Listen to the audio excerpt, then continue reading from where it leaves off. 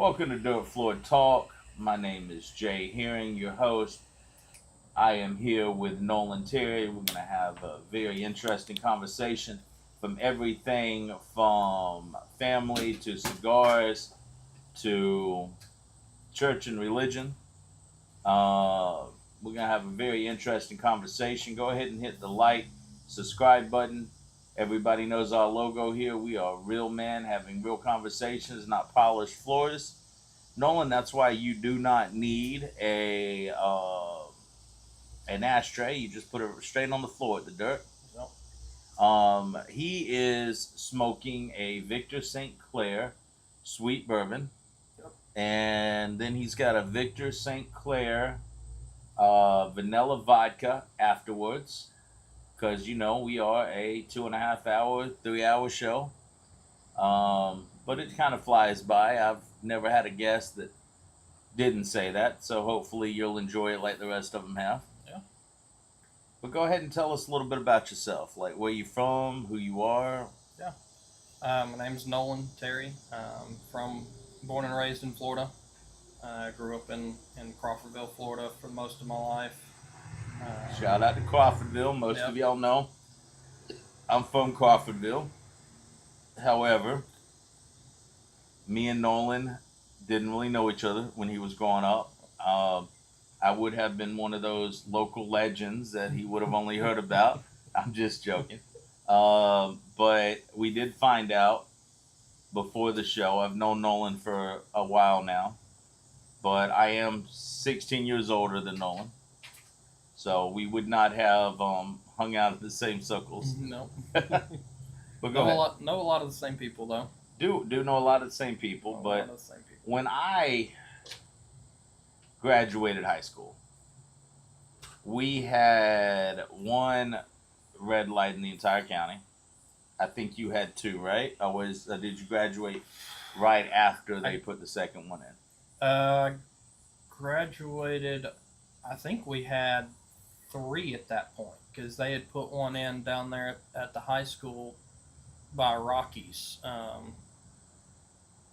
Didn't Walmart come before the Rockies one? Yeah. So you would have had 4. Yeah. Yeah, you would have had the original one. Yep, the one there at the courthouse. Yep, and Lower Bridge Road, MLK. Yep, and then also the one by the McDonald's and Aaron Road. Oh, that's true. Then you would have had Walmart, and then high school, and then 267. Yep. I'm actually one of the reasons why that 267 actually got installed. Really? Yeah, me and another girl. Oh, and a girl. I mean, I'm not another girl, of course. But we I shot at a hip at that intersection. Yeah, my senior year of high school, Christmas Day. I'll tell you about it as we go into the show. Yeah. And then about a year later, a girl almost dies at that intersection. And Parrish Bark, shout out to Parrish. I will always love you, brother. I always hated playing basketball with you as a kid. That big guy could move. Big guys ain't supposed to move that quick. But anyway, so Parrish, when he was the county administrator, petitioned for that to be put up. So shout out to Parrish. Yeah. So we got a little bit of your backstory. Me and you were talking while Ronnie was setting up everything. So you go from little old Crawfordville, which has started to grow some. So it wasn't exactly Mayberry like it was when I graduated high school. Yeah. It grew a lot after I left. Oh no! I mean, it's not even the same county. I mean, oh yeah. It used to be when I would walk into Winn-Dixie, I would try to keep my head down and get out, and I couldn't because it would take forever because everybody wanted to talk to me, especially when I would come back and see my family, and everybody be like, "Oh, hey Jay, how you been?" I'm like, I'm good. I'm good. I'm good. You can catch me on Facebook. But you went from there to Fort Worth, Texas, and Southwestern Theological. Yep. So, tell me, Nolan, that had to be the biggest culture shock. Oh yeah, huge. The driving is probably one of the biggest. Um, the heat. I mean, they always say it's a dry heat. Fort Worth compared to West Texas is not even really what I would consider a dry heat, but it definitely is a lot drier than here. Worst drive of my entire life. We bought a car in El Paso, and it was gonna be like $5,000 to ship it back. It was $300 plane tickets to El Paso. Yeah. So we fly into El Paso. The dealership we bought the car at, because I was working at the dealership, they were nice enough to come pick us up. So we go there, we fly into El Paso, and the guy looks at us, and he says, "Now, boys, I'm gonna tell you something. That drive to Dallas, Fort Worth area, as you're going, you don't actually go into Dallas. We're on I-10, so you bypass Dallas, but you know what I'm talking about." Oh yeah. He says, "Now, you see a gas station, and it says it's the only gas in 400 miles. Boys, it means it." Yep. But here's my cell phone number. And he said, "Problem is, there's going to be spots you're not going to get cell phone service. Oh yeah. So, be prepared." He said, "If you want to, I can loan you a satellite phone, and you can just mail it back to me when you get there." But we declined it. We don't want to be responsible for it. Another dealership, Oh yeah. And I will never forget that drive, that 12-hour drive from El Paso to civilization was the absolute worst drive of my life. And I have driven from Tallahassee to Cleveland. I have driven from Tallahassee to Kansas City. Yeah. But that 12 hours of just flat out, not even trees. Oh yeah. Oh yeah. Have you made the trip? I've driven all the way to Roswell, New Mexico.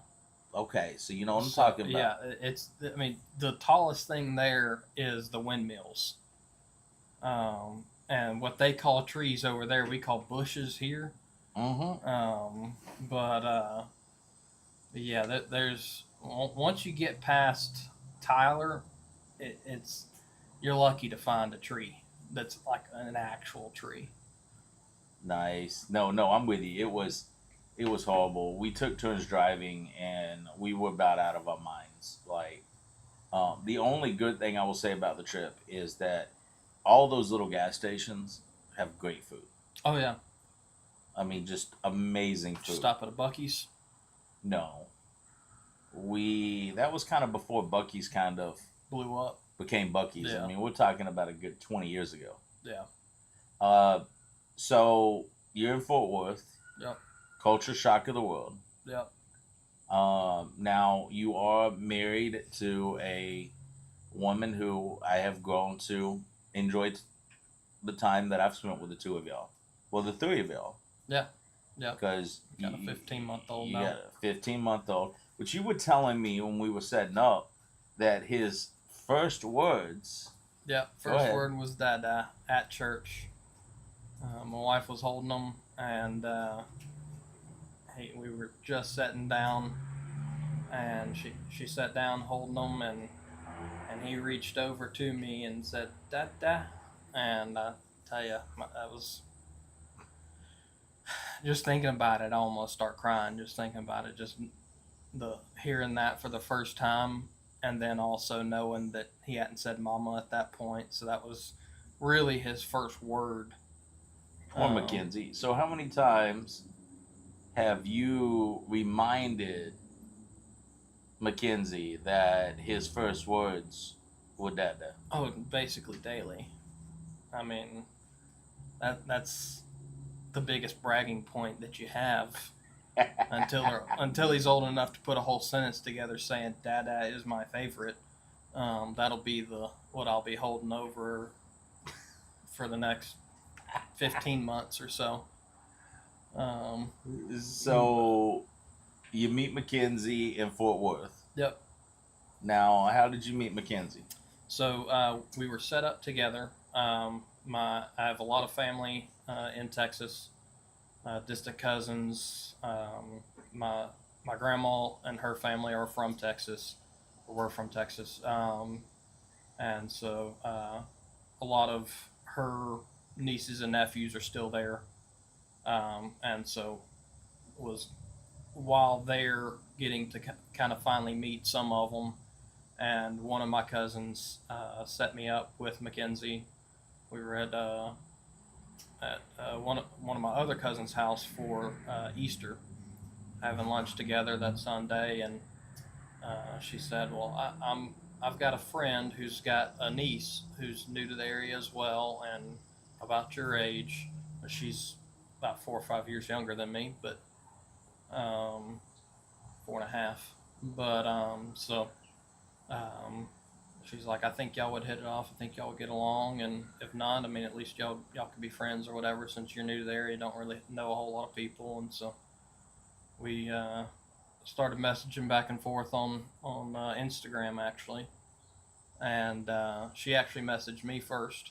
Uh-oh. It was a Um, bald head, man.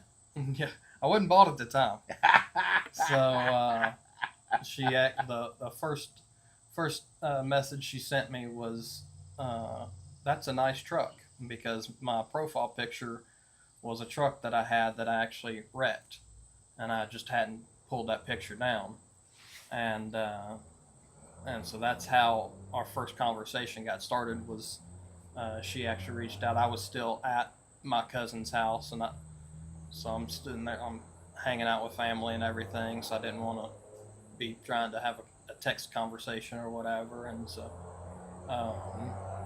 so we that night we messaged back and forth together on Instagram, and we're messaging back and forth for a week or two, and uh, swapped numbers and went out. And our first date was actually we went to the movie theater, watched Godzilla vs. King Kong. Nice. Super romantic movie. It's kind of romantic. I mean, I get it. I get it. But so we watched that, and then we went to BJ's. So did you tell her you were King Kong or Godzilla? King Kong, obviously. So we did that, and then we went to BJ's Brew House. They got a bunch of those over there, and so went there and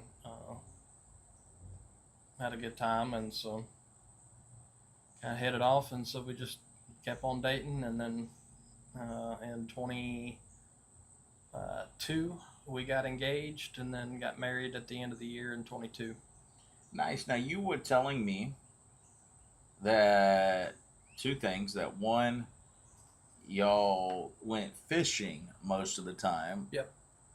So that's kind of cool that she'd go fishing with you. Yeah. She was. I asked her if she was a city girl, didn't really do anything outdoorsy to speak of, and so when we were initially talking, I asked her if she'd ever fished or whatever, and she said that her dad took her a little bit, but like once or twice, but she was scared to death of bugs, so she wouldn't bait a hook. So I mean, I'm gonna bait your hook anyway. That way, it's done right. Because if you've never done it before, you're not gonna know how. Spoken like a true man. But, I like it. So we went. Actually, the main place we would fish is the Nolan River. Which did you tell it was named after you? Yeah. She didn't believe it because she had heard of it before, but because I mean it's a river that's running through. It goes. It's off of the Brazos River. Okay. Okay. It feeds. It's really more of a feeder creek for the Brazos River, but anything wider than a table they consider a river there because they don't have a whole lot of them that are substantial. Not in the Brazos territory. But so yeah, I mean it probably at its widest probably 30, 45 feet maybe. Oh wow. So not a very wide river. No. A lot of places it's no more than 10 or 12 feet wide. Um, but yeah, so that's we would go there because it was one of the public access places you could go. It's one of the things I learned going when I moved to Texas is Florida has more acreage of public access hunting and fishing land than Texas does. Well, At a tenth of the size landmass. Well, we do call it the free state of Florida for a reason. We do, and so that's Texas. I think when I was there, when I looked it up, Texas is about 90 to 95% private land. Um, and then basically every big city is built on a reservoir. That makes sense. That's where they get the water for the most part. So better than drilling a 600-foot deep well. No. Makes sense. Makes sense. But so yeah, we would fish the Nolan River, and I mean most of the time we're just sitting there because I mean you're bank fishing on what's really a creek, and we catch a crappie or a little sand bass here and there, but some white bass or whatever. But for the most part, it was just sitting there chatting. But it was a cheap date that we could do because I was a broke college student. And now, when did you know that she was the one? Good question. That's what I'm here for. Probably, probably within about 2 or 3 months of dating. Okay. I knew she loved the Lord, and she didn't spend a whole lot of her life growing up in church or anything. But while we were dating, she started coming to church with me and got really into the Word, and so seeing a lot of growth there, and just getting to know her. I'm like, this. She's the one. I mean, she desires to be a stay-at-home mom, which is a big deal. Big deal for me. Not that we're able to make that a reality right now, financially, but that is the goal. And so that was one thing I wanted to make sure that was one thing I was looking for was a wife who loved the Lord and wanted to live in a biblical way of being a mom and a wife, and that being her priority, since providing is my responsibility. Agreed. And so that was a big thing for me. And then also knowing that we were going into it, I told her I'm in school for pastoral ministry. Unless you're doing something wrong, pastors aren't usually rich, so probably gonna have some hard times. Yeah. And you got to be okay with that. And she said, "Yeah, that's fine. Wherever the Lord leads." Now you told me an interesting story about when y'all were dating. Yep. That you went to a Cowboys game. Yep. Of course, my first response was make sure you were still straight after being in the Dallas Stadium. I am an official Dallas Cowboy hater. Kevin and Will, I know y'all watch the show. And Q also. Shout out to my Cowboy fans. I'm sure Jerry Jones will block me after that statement. But you were telling me an interesting story. Felipe Franks, which is a Wakulla County boy, Yep. Wakulla County graduate, about how he was playing for the Falcons. Yep. And you got tickets. Yep. Yeah. So I won a sweepstakes through AT&T. Didn't believe it at first. Thought it was a scam whenever they called. I sent it to voicemail, and because I'm like, not a phone number I recognize, so I'm not answering the phone call. Most of the time it's a scam. They left like a minute and a half long voicemail telling me that I won, and then after them talking about it, I'm like, actually I do remember entering something like that. So I went ahead and called them back, and luckily they were still in the office because it was probably about 6:30, 7 o'clock in the evening, so they were just about to leave. And so I called them back and talked to them, and they're like, "Is your email address?" And they quoted it, and I'm like, "Yeah, that's it." And they're like, "Okay, well, you won." I'm like, "Dang." Never thought I'd actually win. I mean, I've never won a thing in my life. No, I'm with you. I never win anything. And so I so shocked. But yeah, won four tickets, a parking pass, and 4 gift bags. Gift bags had like hats, bandanas, and little like scroll out banners and stuff. And then they each had a $100 gift card, which was required if you wanted to eat there. Oh yeah, no. NFL games are expensive. And Jerry's World is probably one of the most expensive places to eat. But in all fairness, Jerry Jones, who I love to hate on, but brilliant businessman. Oh yeah, not a brilliant owner, but a brilliant businessman. Absolutely. Now they say that stadium. Oh, it's just ridiculously nice. It's if you've never been, it's definitely a place that's worth going to, just to see. I mean, the technology they have, the screen they have there. It's incredible. They had a Whataburger there, inside the stadium, and people got to miss half the game waiting on a hamburger. Exactly. That was the problem. Was not only were you waiting for at least a whole quarter, but it was about $30 for a number one. Woo, good God. So we went to the chicken tender stand and got some chicken tenders. That way our gift cards would go a little farther. But yeah, so it was a really cool experience. They had people out front before the gates ever opened with a banner that had my name on it, and as soon as we walked up, said hi, how you doing, and all that, and they let us in the stadium, so we got to see the stadium before when it was completely empty, just worker people walking around, and so it was really cool experience. Don't know that I would ever fork over the $1,000 to $2,000 to actually go,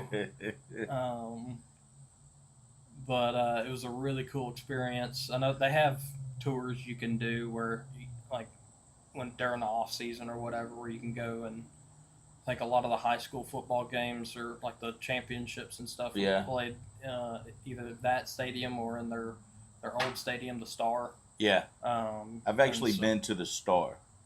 I've never been to when they built the new one. Yeah, it's incredible. Just the magnitude of how big that is. You don't realize when you're just watching a game on TV or whatever how big that stadium is. Because I mean, you got the Rangers' old stadium. Mm-hmm. Right beside it is the new stadium, and then just down the road from it is Jerry's World, and Jerry's World dwarfs both of them. Wow. It is just, it's insane how big it is. But yeah, so I went to that game hoping to see the Falcons win, because rooting for a hometown buddy that I played ball with growing up. And let's be honest, you're either a Cowboy fan or a Cowboy hater. Exactly. And that's, I've always said that until Jerry Jones is no longer owning the team, I won't even consider it. I'm more of a Jerry Jones despiser than a Cowboys hater. I got really annoyed with the vibe, I guess, that everybody has, and that just infatuation with the Cowboys that everybody has out there. Because honestly, for a Florida boy, they are with the Cowboys like Miami fans, Ah, and so it's a very very similar feel. And being a Knoll, I can't stand the Canes. So so who is your NFL team? uh, I don't really have one. If I had to pick one, it would probably be Green Bay. No Duval. Nah, nah. Growing up, the Jags were garbage, and every Madden game I ever played, you couldn't win with them. And so I'm like, no, I don't like them. I grew up liking Brett Favre and Aaron Rodgers, so I kind of liked the Green Bay Packers. Um, Well, I'm gonna work on that because I was actually in the Jacksonville Jaguars stadium after they beat Denver in the playoff game, really, and they ended Dan Marino's career, mm, beat John Elway, and we were in the stadium welcoming them home. I am a massive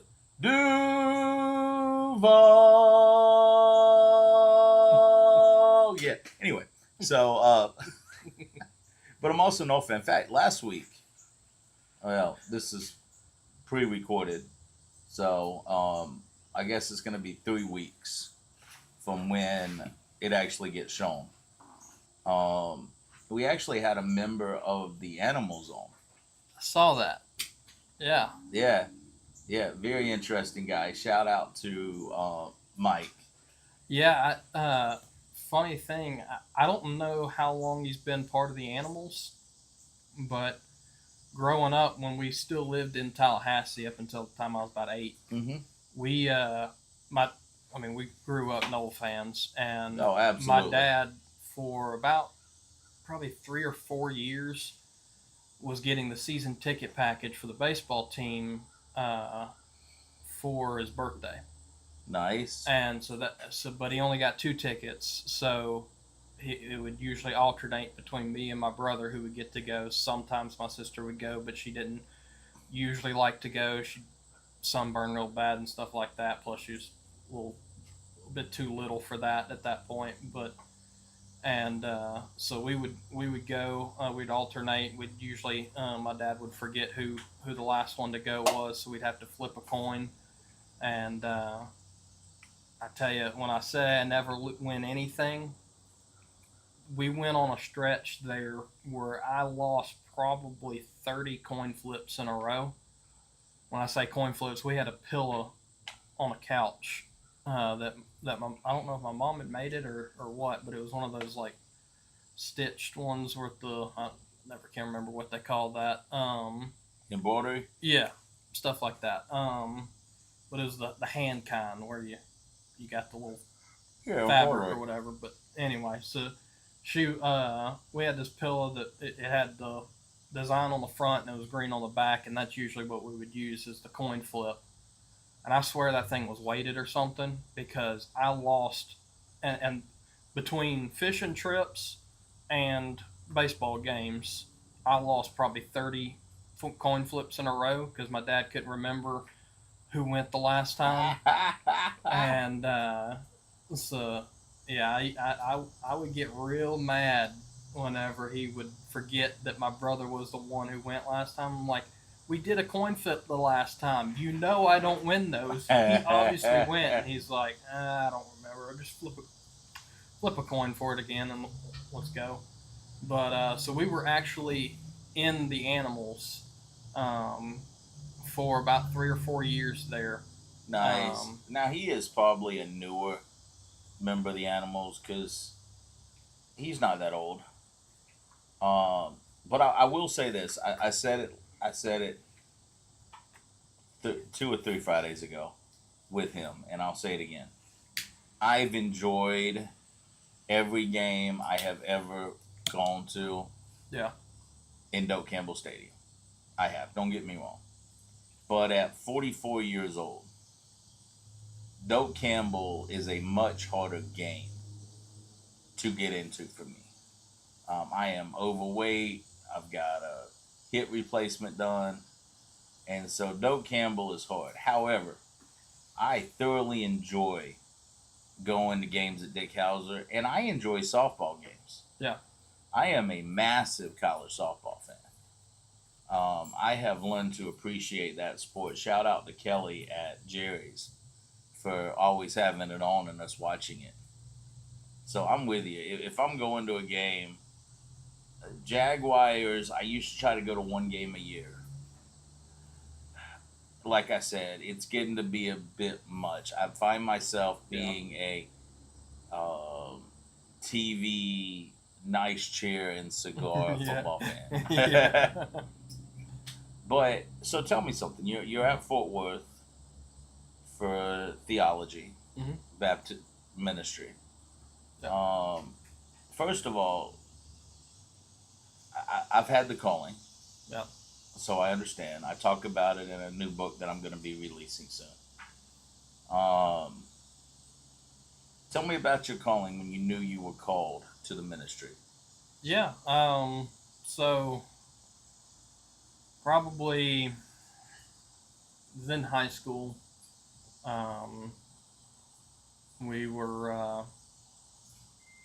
Growing up, missions was always a big focus for me.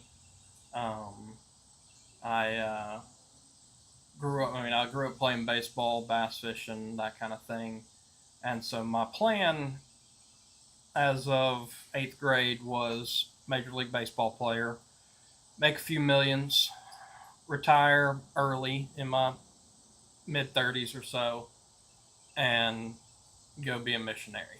Makes sense to me. Made sense to me at 13, and Yeah. when you're 13 years old and throwing about 80 miles an hour, you think you got a shot. Mm-hmm. But so that was Plan A, and then got into high school, and between politics and just not having all the training that my parents just weren't willing to spend $3,000 a month for us to have hitting coaches and pitching coaches and that kind of thing. Just didn't have the money for that, and so got kind of left behind on that. And so after ninth grade, I said, you know what, I'm kind of done with that. I'm just going to go get a job, try to buy a boat at some point, and I'll just go into bass fishing. I'll go to professional bass fishing, maybe go to college doing it. At the time, my plan was to do some engineering as well. So my plan was either Auburn or Georgia Tech, both schools that have a fishing team. Nice. And Both great schools, by the way. oh yeah, both great schools, especially for engineering. And so my plan was go there for engineering, on the bass fishing team, make it into the BASS tournaments and the whatever, and make my millions that way, and then retire and go to do mission work. But that didn't pan out either. We tried to get a bass fishing team at the high school, and they just said no. They have one at Ronnie School, by the way. Yeah, yeah, they've got them at a couple of schools in the area. I think Childs actually has one, but so yeah, we tried. Me and a couple buddies. I even had one buddy who said that they would wrap his dad's boat in the, if they wanted to, we could wrap his dad's boat in the Wakulla High School deal, and they said, nah, we're not really interested in that, and so that didn't pan out, and so just going from one thing to another growing up, had missions and ministry in general kind of as the focus. And so about, it's probably my junior year, where I was at a D now, and I was kind of feeling like having, I knew I had that desire to be in ministry, and so but I had our leader for that D now, for our group, my age group, told me, he's like, I can see you in ministry. And that was kind of one of the first affirmations of like, okay, maybe this desire is truly a calling there. And my senior year after graduation, our church was going to Mexico on a mission trip, Okay. and I signed up to go, and not really knowing what I was getting myself into, but went there, had an amazing time, just getting to share the gospel with a lot of kids for the most part. We kind of put on like a VBS for kids, and then got to share the gospel with them while we were there. And um, most of the stuff that was most of the like actual activity stuff was kind of done by the translators and the missionary who's there, but we were kind of assisting and then also going on some like appointments and that kind of thing, to share the gospel with some people that were friends of church members there, and just kind of fell in love with that. Just knew, like, kind of further seeded my desire to go into ministry, and so wound up going back to Mexico the next year on the same mission trip, uh, and then probably it was about 3 or 4 years after I graduated high school that we were having D now, and that year the speaker was, I don't know if he still is, but he was the VCM director at FSU, Barry Sproles. Yeah, I remember Barry. Good dude. Good guy. And so we had him, and then I don't even remember who the band was that year. But so me and the youth pastor, I was kind of helping the youth pastor at that point that year. He was kind of like having me shadow him and help him with some of the behind the scenes stuff for the D now, and because they had the BCM students as the D now leaders for each small group, which is what I had been doing at that point, just kind of getting some opportunities to do that and teaching Sunday school for the middle school boys Sunday school class and stuff like that. So getting little opportunities here and there. Uh-huh. And so my youth pastor told Barry, he's like, so Nolan has a desire to go into ministry, feels like he's called, but Nolan hadn't gone to school yet, and he's kind of dragging his feet on that. And Barry kind of looked at me, he's like, what's going on? Why haven't you gone to school? You've been graduated for 3 or 4 years now. And I'm like, yeah. I was like, I was planning to go to TCC, get my AA knocked out of the way, and then go, or get a bachelor's degree and then go. And he's like, well, most of the seminaries now, the Southern Baptist seminaries, have a 5-year program that you can do, where you do the first 2 years of a bachelor's degree, and then you do a full MDiv. And when you graduate, you get credit for the bachelor's degree and the MDiv. Nice. I was like, really? That? Because I didn't want to be in school for forever. I get it. And I mean, I did good in school. Didn't really apply myself growing up in high school. No, didn't really try, but math, science, history, that kind of stuff just came natural to me. No, I get it. I'm in the same boat. So, but I didn't want to be in seminary for 8 years, or in college for 8 years total. And so, like, I don't want to go for a 4-year, 5-year bachelor's degree and go for the masters and everything. And so he told me about that, and so I started looking into it, and I kind of just landed on Southwestern, because that it was a Southern Baptist seminary. Wasn't going to get any kind of in-state tuition or anything like that, but they my grandfather graduated with his MDiv there. Okay. And so they had a legacy scholarship.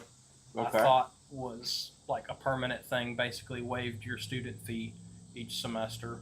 Wound up only being for the first, I think, semester or two.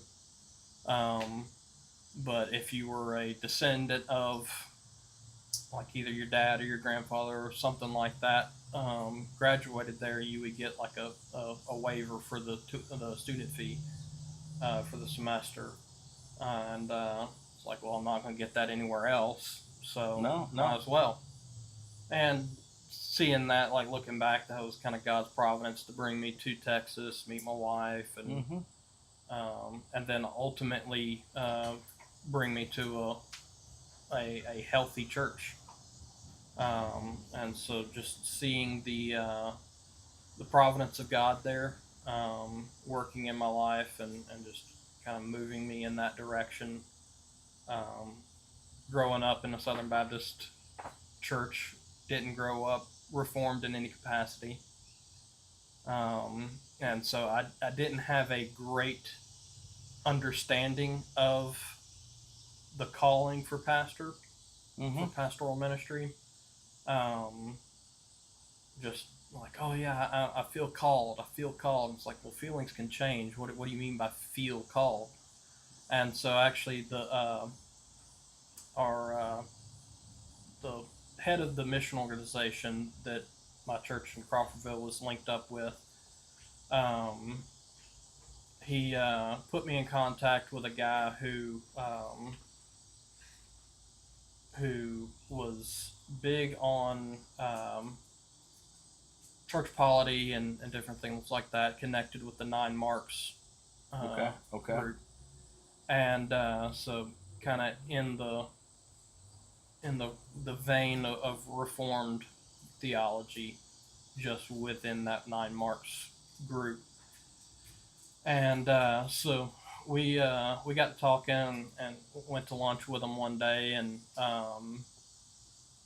so he actually gave me a couple books to read. What did Uh, he give you? First one was "What Is a Healthy Church" by Mark Dever. Oh, great book. Great book. The second one, which is probably one of my favorite books ever, was "The Path to Being a Pastor" by Bobby Jameson. Yes. Great book. Another great book. And then the third book he gave me was called "No Shortcut to Success: A Manifesto for Modern Missions." Okay. I'm not familiar with that one. That one's great too. Kind of highlights the fact that the the International Mission Board for the longest time now has been really focused on numbers, and that's kind of been their point of focus has been, okay, how many professions of faith do we have, and just some different things that they've done that they highlight that aren't necessarily something you can defend with scripture. Um, Agreed. and so read through "What Is a Healthy Church." It was like, wow, that reading through that, and I mean, it's just covered with scripture. Just constantly, like everything, every nine mark that he has every mark that he has for the "What Is a Healthy Church." He's just like covered and bathed in scripture, explaining why that is the case and why that is the biblical model. And it was just really foundational for me, just seeing, okay, churches that I've grown up in have not been this way. No, and for me, a little bit about my background, and I think we grew up kind of the same place. Yeah. I remember being about 12, and my mom always leaned towards the Pentecostal holiness side of things. And I knew at an early age that I wasn't going to be a Pentecostal holiness. Yeah. I knew that was not going to be me. So I remember being the awkward kid, sitting in a Southern Baptist church by myself, on a pew by myself most of the time. Yep. Not that I wasn't welcomed by the church. I mean, most of the older people in the church. I remember being a young man going to the deacons' classes. I'm still very close to a lot of them. They were great people, but you don't really know how to deal with that teenager who's by himself all the time. Yeah. Uh, So I was Southern Baptist, Southern Baptist. I mean, I once wrote a song called American by birth, Southern Baptist by the grace of God. You know, I went to the original Florida Baptist College. You know, Oh yeah, and I actually looked to going there. great school. Oh, yeah. Good atmosphere because you are out of the world. Yeah. It is a very small place. Yeah. So, you know, I recommend it to a lot of people, except for I'm not Southern Baptist anymore. Yeah. And so I have, most people on the show know my history because I talk about it all the time. I got a divorce, went through a dark time in my life, drank a lot, did a lot of things that I should not have done. And coming out of it was trying to find a good church. Yeah. And a friend of mine recommended Providence Reformed Baptist Church. Now he is in Miami. Okay. When he recommends Providence Reformed, knows nothing about the church, except for the fact that it's Reformed, and he's a Presbyterian. Okay. And so I was expecting Frank to recommend me a Presbyterian church. Yeah. And he sends me that, and I'm like, Frank, I'm not Reformed Baptist, I'm Southern Baptist. And Frank hits me with a line I will never forget. He says, no, you went to a Southern Baptist church. You've always been Reformed. And I'm like,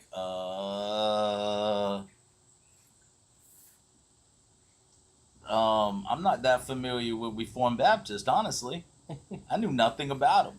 Yeah. Like I knew nothing. I knew I wasn't dispensationalist. Yeah. I'll never forget a class I took by Dr. Rick Freeman. Great guy. I mean, amazing man. And Dr. Freeman is a partial preterist. And I'd never heard partial preterist. Me neither. Scared me a little bit when I first heard it. And I looked at him and I said, I don't know if I can believe this. Because every church I've ever gone has been dispensationalist, thanks to the Schofield Bible. Yep. And so he pulls me to the side one day and he said, Jay, he said, you're too smart. He said, you are one of the few people I've ever taught that is a truly free thinker. He said, you've always thought for yourself. He said, I've gotten to know you over this time. He said, you watch football at my house. I'm going to tell you something. He said, before you die, you will agree with me on Revelation. He said, because it's the only thing that makes sense. Yeah. And so I started thinking about it, and Frank sends me to this church. And by the time he sends me to this church, I'm already a Presbyterian. I mean, I'm already a I'm already a partial preterist. You know, I've already accepted it, and I go to a Reformed Baptist church, and it's weird, but weird in a good way. Yeah. Like people actually get along. Yeah. And I'm not used to that. I'm Southern Baptist. Nobody gets along in a Southern Baptist church. You tolerate people in a Southern Baptist church. You got little cliques and little groups over here and little groups over here, and they all go to the same church, but they're not one family. Yeah. And I went there. I heard Pastor Carlos talk, which we talk about all the time on the show. Great man. He preaches. He does. He teaches more than he preaches, except for the funeral. He preaches his best work at a funeral. Have you heard him preach a funeral yet? I haven't. Oh man, when you hear him preach a funeral, it is absolutely amazing. I told him if we preached like that every Sunday, we would have thousands of people show up to our Facebook page to watch it. Anyway, so I hear him preach, and it's the first time in a long time I haven't heard somebody preach, and it's just like, God help me, you're an idiot.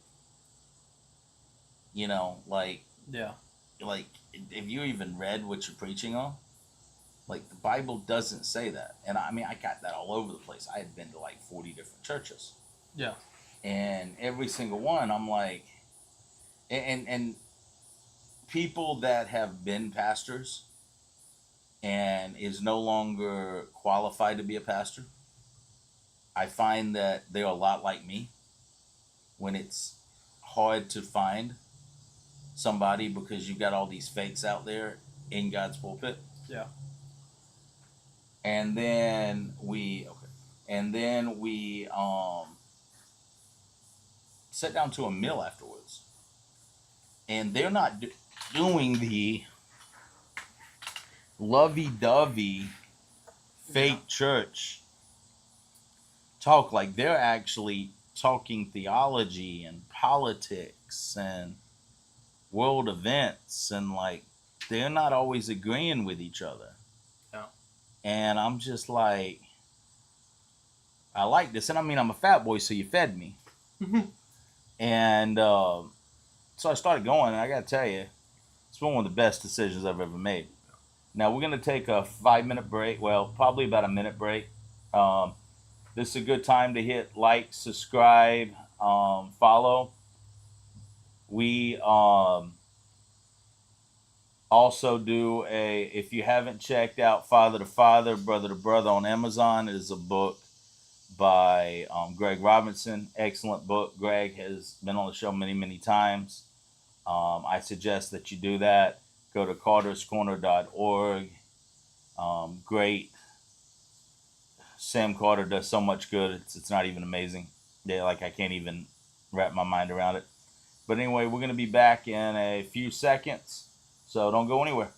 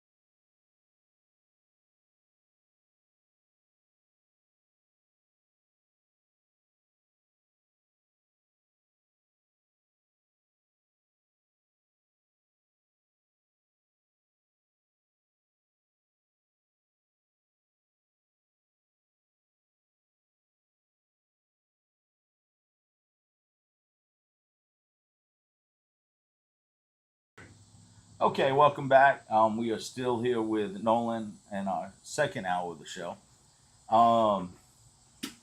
We got asked a question, which I think is a valid one. We were talking about dispensationalism and preterism and partial preterism. And dispensationalism is that John's book of Revelation, or as Carlos likes to call it, the revelation of Jesus Christ, Yep. is talking about a futuristic event that has not happened. Yep. We're going to dig into preterism and dispensationalism in a second. But preterism is a belief that most of John's book is talking about 68 to 70 AD, the fall of Jerusalem, the end of the old, and the beginning of the new. Yep. And we'll kind of get into that a little bit as we go along. there is a couple of things I want to touch on first before we get there. Is I know my story coming out of Southern Baptist. Now, mind you, I had a little bit of an advantage over you when I came out. I was already kind of away from church for a couple of years. Yeah. You know, going through a dark time in my life, so it was a little easier for me. But you are at a Southern Baptist flagship school. Yep. You are going to school there, trying to finish up a degree. Yep. And then God calls you out of that. Yep.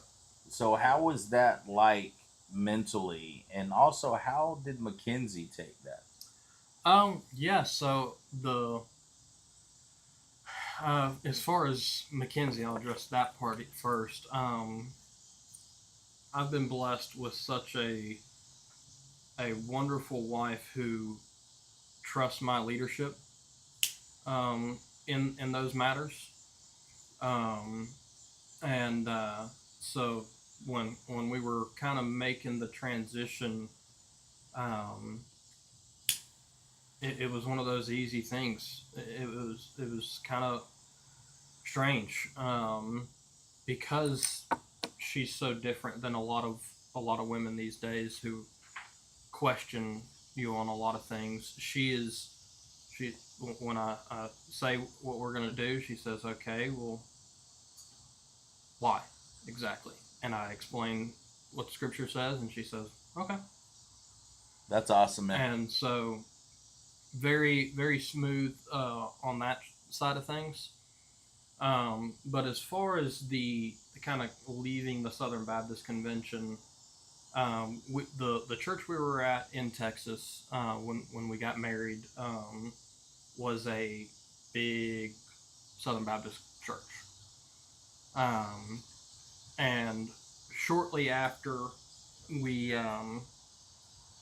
really when we were still dating, I was reading these books that dear brother had given me, Path to Being a Pastor, What is a Healthy Church, and so I'm seeing as I'm reading that the church we're at is not necessarily what I would consider a healthy church.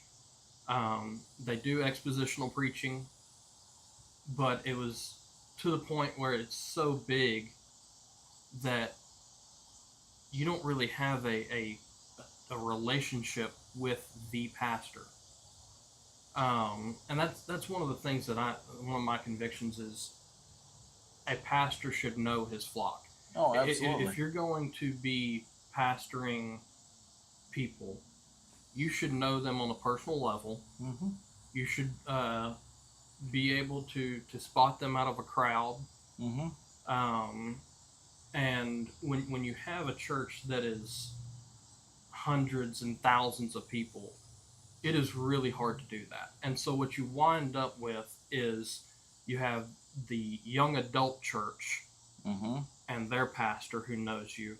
Mm-hmm. And then you have the middle-aged church and Mm-hmm. their pastor who knows them. Mm-hmm.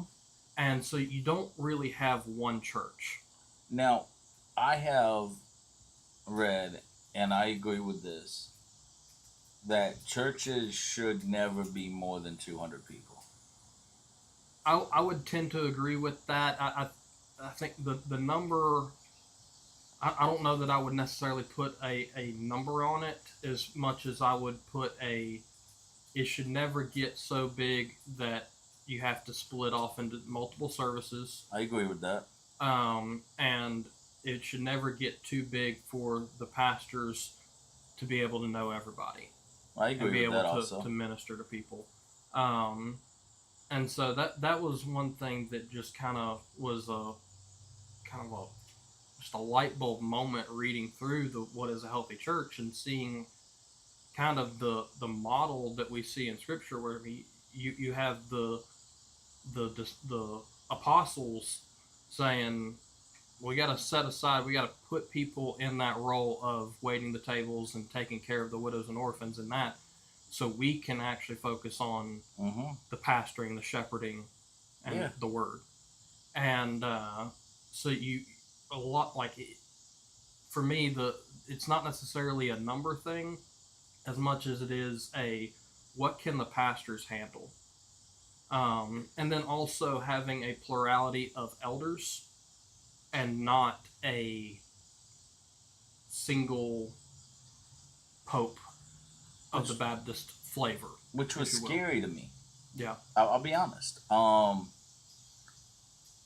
had to actually go back and research my Bible and the Word of God, because when I got to Reformed Baptist Church and they keep talking about multiple elders and sharing the responsibility and them having the same title and the same role, and I'm like, but who's the head? Christ.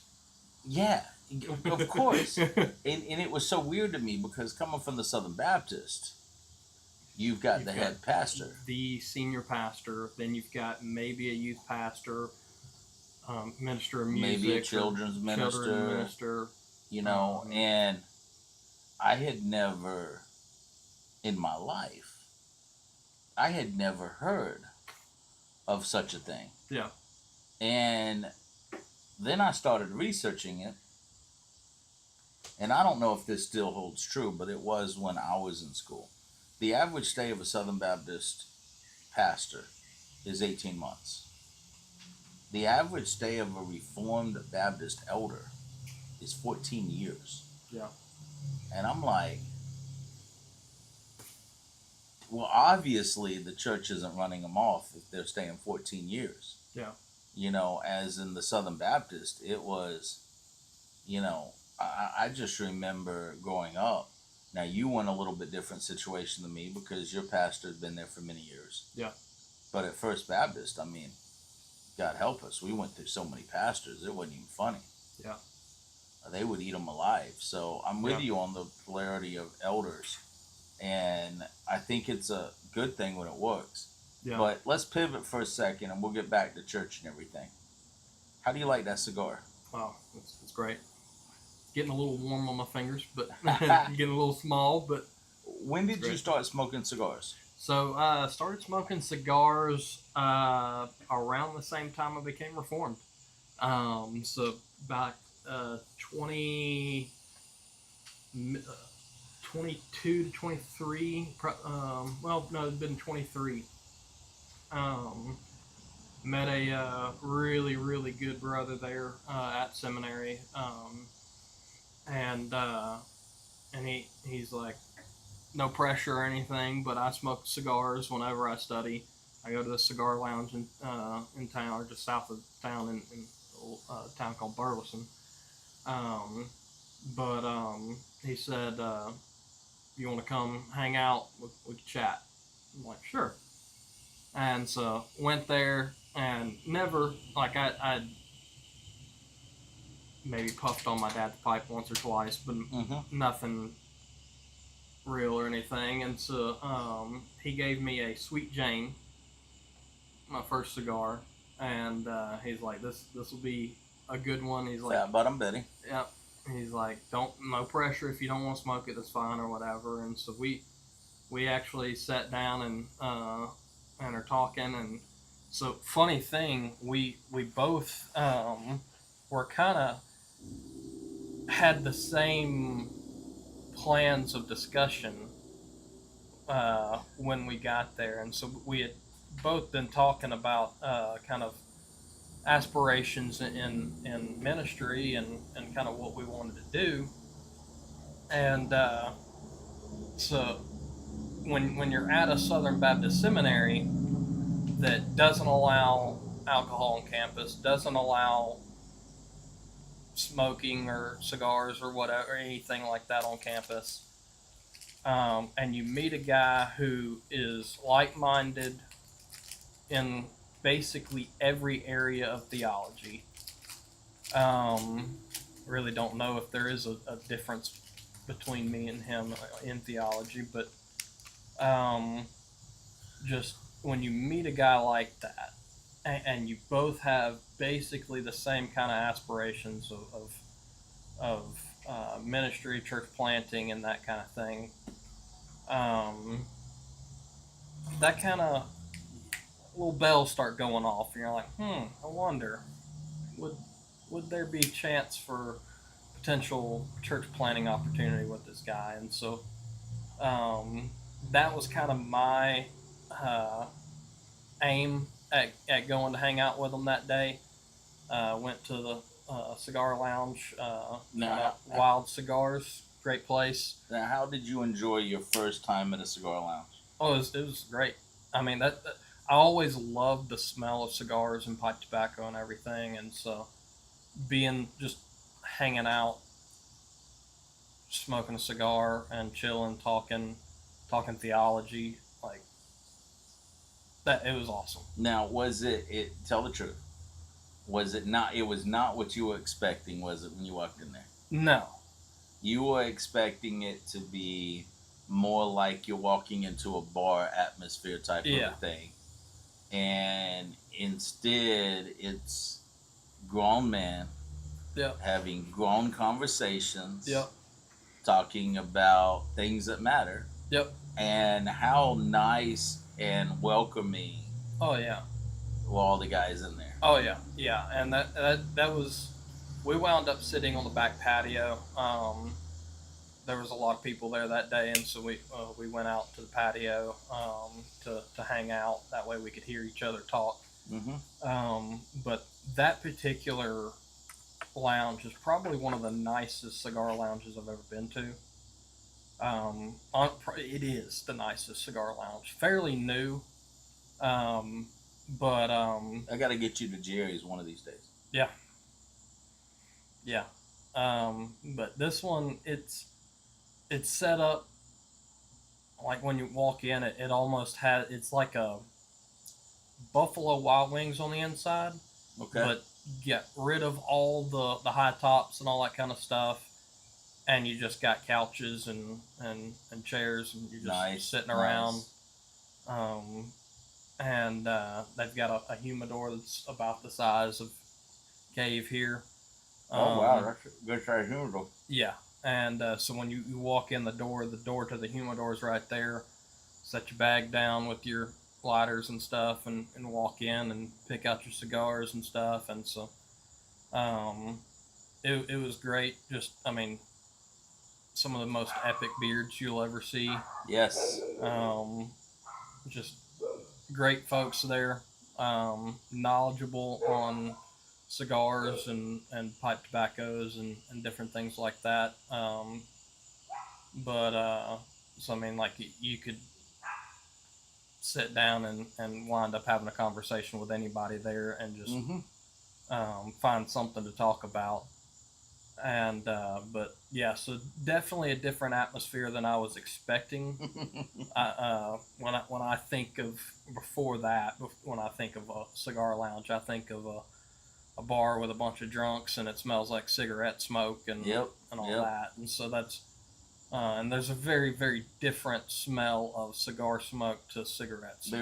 There is, and when you're sitting there, and I have frequented cigar lounges all across the country. Yeah. And one thing that I've noticed is once you get away from the Coronas and those places that are set up more like a bar, but you get to the actual cigar lounges, is that one, you never know who you're gonna meet. Yeah. And everybody is willing to share and talk. Oh yeah. And I mean, I have had guys who could write you $1 million check and not even think twice about it. Tried to get one time to do it for me when he said that. But obviously, given where I stay, he didn't do that. But their knowledge, and they're so willing to pass it on. Oh yeah. At a cigar lounge. Like, I talk about it every week on my show to those that have been. And I call it the best fraternity in the world. Yeah. And I always say that a guy needs two things in life. Outside of the normal, like a job and family and stuff like that. He needs a good cigar lounge to hang out at. And he needs a good church. Yep. And I think if a guy gets those two things, I think he has a good chance of being a good man. Like, Yeah. you know, like I think cigar lounges and a good church have made me a better man. Yeah. Because they hold you accountable to cigar lounge. I mean, when you smoke with these guys on a regular basis, they become your brothers. Yeah. And so they expect you to be who you say you're going to be, like a good church does. Yeah. Uh, so I get it, man. I love a good cigar lounge. I have a pastor friend of mine who, when he's doing premarital counseling, he tells the wife to not get upset and encourage her husband to go to a cigar lounge twice a week. Like, let him get out of the house, let him go be with the boys twice a week, and get that man time. And he's like, you'll be so happy he does. And I had a wife, first woman actually on the show that wasn't like in an event where I was having everybody come up and speak. And she talks about it, and she talks about how, like you, it wasn't what she was expecting. Yeah. And now she's glad that her husband goes to a cigar lounge. So I definitely encourage people to do that. Yeah. It is. We have talked about everything from business, the politics, to Jesus of Nazareth at a cigar lounge. Oh yeah. And it's quite amazing, and nobody gets upset. Oh yeah. Everybody has an opinion. Everybody shares their opinion openly. You're not worried about things happening, people saying stuff. And so it is just a great place. And I'm glad you have experienced that. Oh yeah. Because it is an eye opening when you actually hang out with grown men and not boys still trying to be 20. Yeah. So you're sitting here, you're talking to this guy. Yeah. You're already starting to think that maybe you're not where you need to be. Yeah. When did the light truly come on that you were no longer Southern Baptist?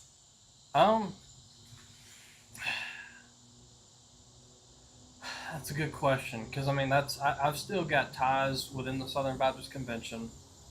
Um, I still see a hope there of bringing it back to its roots of being, since it was started by a particular Baptist. It was. And so I still see there's enough hope there that I don't see the need to necessarily cast it off. So I've still got connections within the Southern Baptist Convention.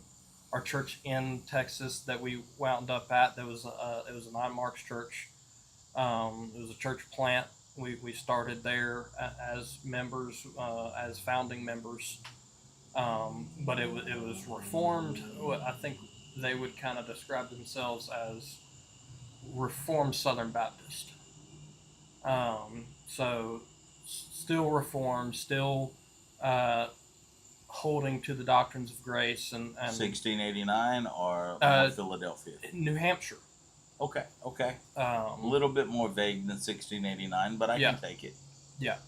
It was a breath of fresh air coming from a church that just held to the Baptist Faith and Message 2000. Which I remember being in school. Yeah. And I'm in school about the time that they're trying to sell the Faith and Baptist 2000. Yeah. You know, a couple of years after it's made, you know, and they're trying their best to sell it to everybody. Yeah. And I remember telling Dr. Rathel, I said, Doc, this doesn't make sense to me. He said, what do you mean it doesn't make sense? I said, it's too vague. Yeah. I said, it's basically an umbrella to whoever wants to be a Southern Baptist. And he agreed with me without agreeing with me. Yeah. Because, you know, with his job and being at the Florida Baptist flagship, you know, it was his job. He's supposed to sell it. But I think it was at that point that I realized that at some point in time I'm going to have to break ranks in Southern Baptist. Yeah. Because of that. The original Baptist Faith and Message was still vaguer than I wanted to be. Yeah. The 1960s or whatever, you know. Yeah. But when you get the 2000 version, I mean, it is just. Yeah, and that's they require you to be to say you uphold it to go to a Southern Baptist uh, seminary as a Southern Baptist. So um, we had Presbyterians and you name it at Southwestern, but Southern Baptist students got the cooperative program reduced tuition. Mm-hmm. So you had to be a member of a Southern Baptist church and affirm the Baptist Faith and Message 2000 to be able to be considered a Southern Baptist student to get the reduced tuition. And I'm like, pretty much everybody can affirm this. It can. Like it's so open and so vague that it doesn't really take a stand on anything. On anything. The only thing it really takes a stand on is women pastors. Yeah. And if they enforce it, and perseverance of the saints. Yeah. And that's like the only things that they truly take a stand on. Yeah. And I'm just thinking to myself, I'm like, but Arminianism was called heresy a long time ago. Yeah. And our founding fathers would have called it heresy. But then you look at the dispensationalism and how you can actually pinpoint, I don't know if you've done this, but you can actually pinpoint the Scofield Bible, mm-hmm. who Scofield was a Darby protege. Yeah. And people that aren't familiar with Darby, think of it this way: Mormonism, Jehovah's Witness, holiness, Pentecostalism, they all come out of the Darbyism. Yeah. 1802 revival in upstate New York. Yeah. I mean, all of them come out of that thing. And it's like, we were well established. Yeah. Baptist doctrine long before you get to 1802. Oh, yeah. And so you pinpoint the Scofield Bible, and I mean, they did a great job selling it. Oh, yeah. It was the first study Bible that was inexpensive. Mm-hmm. And so a poor country preacher in the backwoods could afford it. Yep. And so it was the first time that he got doctrine really explained to him. He just got it explained wrong. Yeah. And so you pinpoint from that, and it's easy to see where we end up welcoming basically all Christian denominations under a Southern Baptist flag. Yeah. And where we have completely and utterly lost our way. To the fact that I heard a Southern Baptist pastor stand up one time and say he believed completely in once saved, always saved, and that he took that to his grave. And I'm thinking to myself, nobody who believes in perseverance of the saints would ever call it once saved, always saved. Yeah. Nobody would call it that. Yeah. And I'm like, son, once saved, always saved means that you get saved, you can do whatever you want to do no matter what, you can keep your salvation. Perseverance of the saints means that God saved you by grace, grace alone through faith alone, that you had nothing to do with your salvation, and that once Christ starts a good work in you, what is it Philippians says? He who started a good work in me will bring it to completion. Will bring it to completion. Oh. And so persevering the saints means that I'm not perfect, but every day I wake up every single day and I'm going to try my best to allow God to work in me to be a new creation every single day. And when I fail, I still have my salvation, but I do still have to repent. Yeah. Daily, sometimes hourly. Oh, yeah. For my own sins. Doesn't mean I lost my salvation, but it means that I have to repent from it because every sin is a sin against God. Yeah. And so when I heard him say that, I'm just like, Yeah. It once saved, always saved really has a connotation of doing away with sanctification. oh, I like that. I like that. I agree with that. Um, and so that motto, while they may not necessarily mean it to be that, it has that kind of as the logical conclusions of that of if you're once saved, always saved.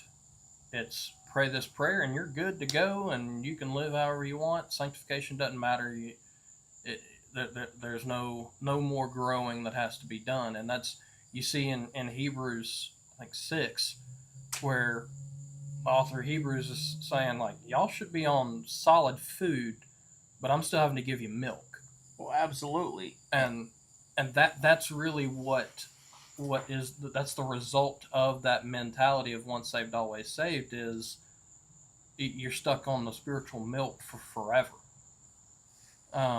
You never grow past, which not to say you ever go beyond the gospel, but you go deeper into the gospel. Well, absolutely. And so, and that's the meat and taters of the gospel is when you're growing in that, and when you have that mentality of once saved, always saved, and also the mentality of why polish the brass on a sinking ship because the world's going to hell in a handbasket. So why do we care?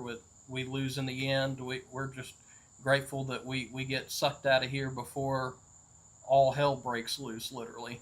And so when you have that mentality, it breeds that way of thinking of I prayed the prayer, I'm good. Well, and how many, and I'm going to say churches, because I'm going to go beyond Southern Baptist now. But how many have that There's theology? Is most evangelical churches. And I've never read in my Bible where it says say a prayer and be saved. No. I've looked for it. No, yeah.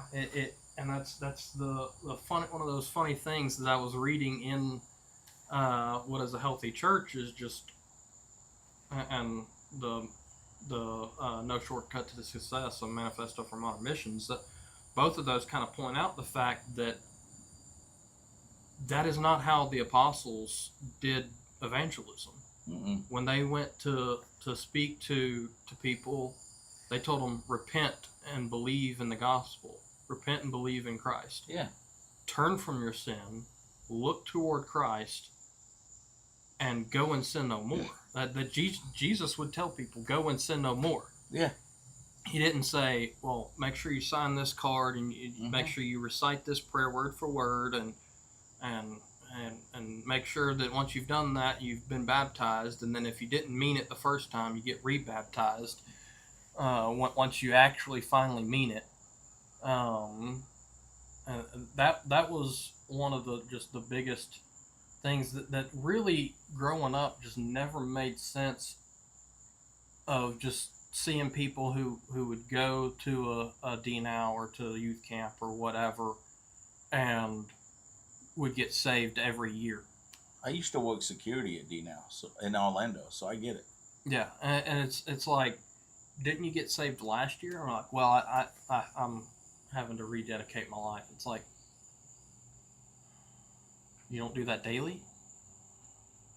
You're not crucifying the flesh daily and seeking to live like Christ every day. You just do that once a year and re-up it, and then you got to go get rebaptized after that.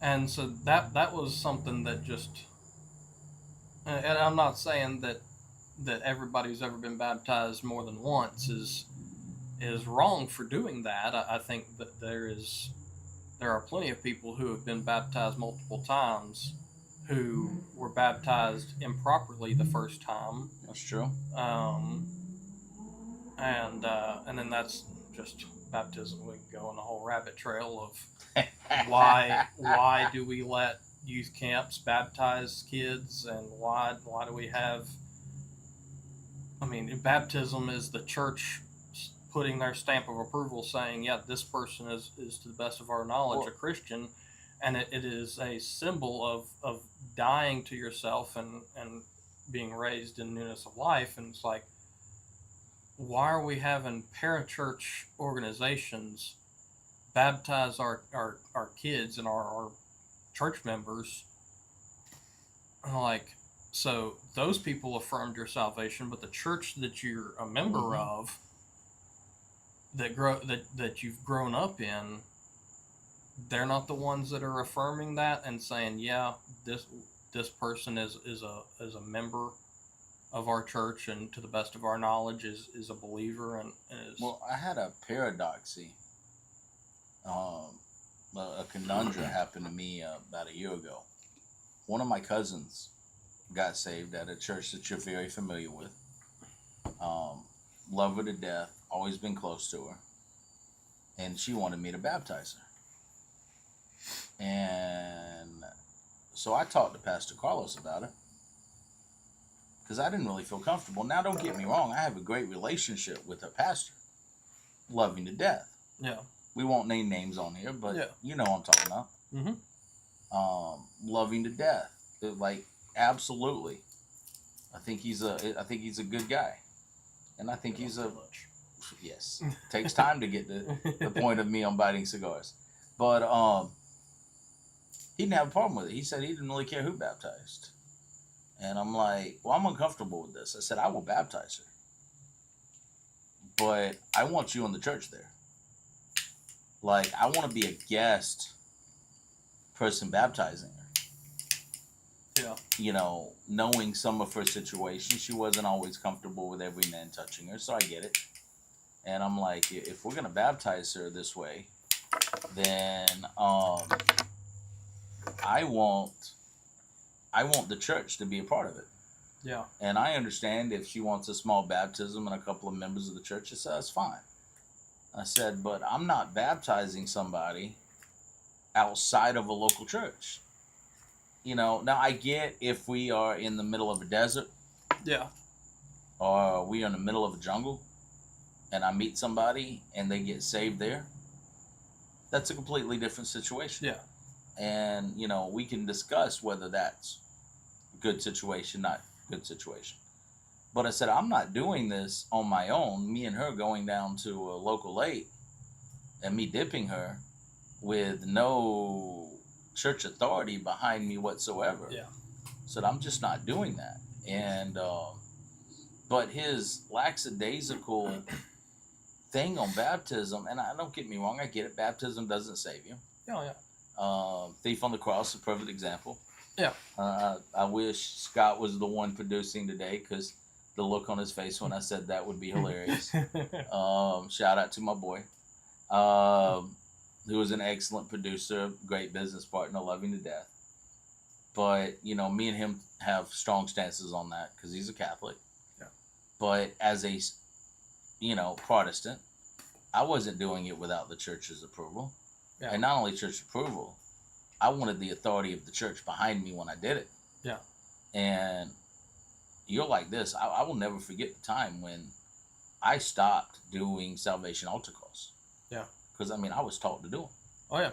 I mean, I was bread and butter like I was supposed to do them. Oh, yeah. And I am at First Baptist Church, St. Mark's.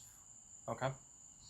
And I am filling in for Dr. Mark McCoy, who I love Doc, and I can't believe Doc ever allowed me to fill in for him. Me and Doc had completely different views on theology, but I loved him to death. I mean, he was... It's a whole different story. Yeah. But, you know, when I went off to college, he used to send me a check every so often for $150. So when he got older, I kind of took care of him because none of his family was. And, but me and him agreed on nothing except for the fact that Christ is who he said he was. I mean, that's probably the only thing me and him agreed on. Yeah. And so I'm sitting over there. I don't have a musician. I don't have somebody leading the singing. So I do what any good Southern Baptist would do. I improvise. And I do a countdown. And man, you know what? I am not to pat myself on the back, but I'm one of the best public speakers you will ever hear. I am bread and butter. I've always been able to speak in public. I don't get the nervousness. Business-wise, I've spoken a crowd of over 10,000 people. I will sleep before it's time for me to get on. I'm not nervous at all. Pastoring, I was a little bit more nervous stepping in the pulpit. That's a different situation. But I'm getting over there, and I do what anybody would do. I gave him a minute, and man, I was good. Not biblically, but I was good though, man. I was good. I counted down that minute, and I said, "Don't gamble with your life." You got 30 seconds.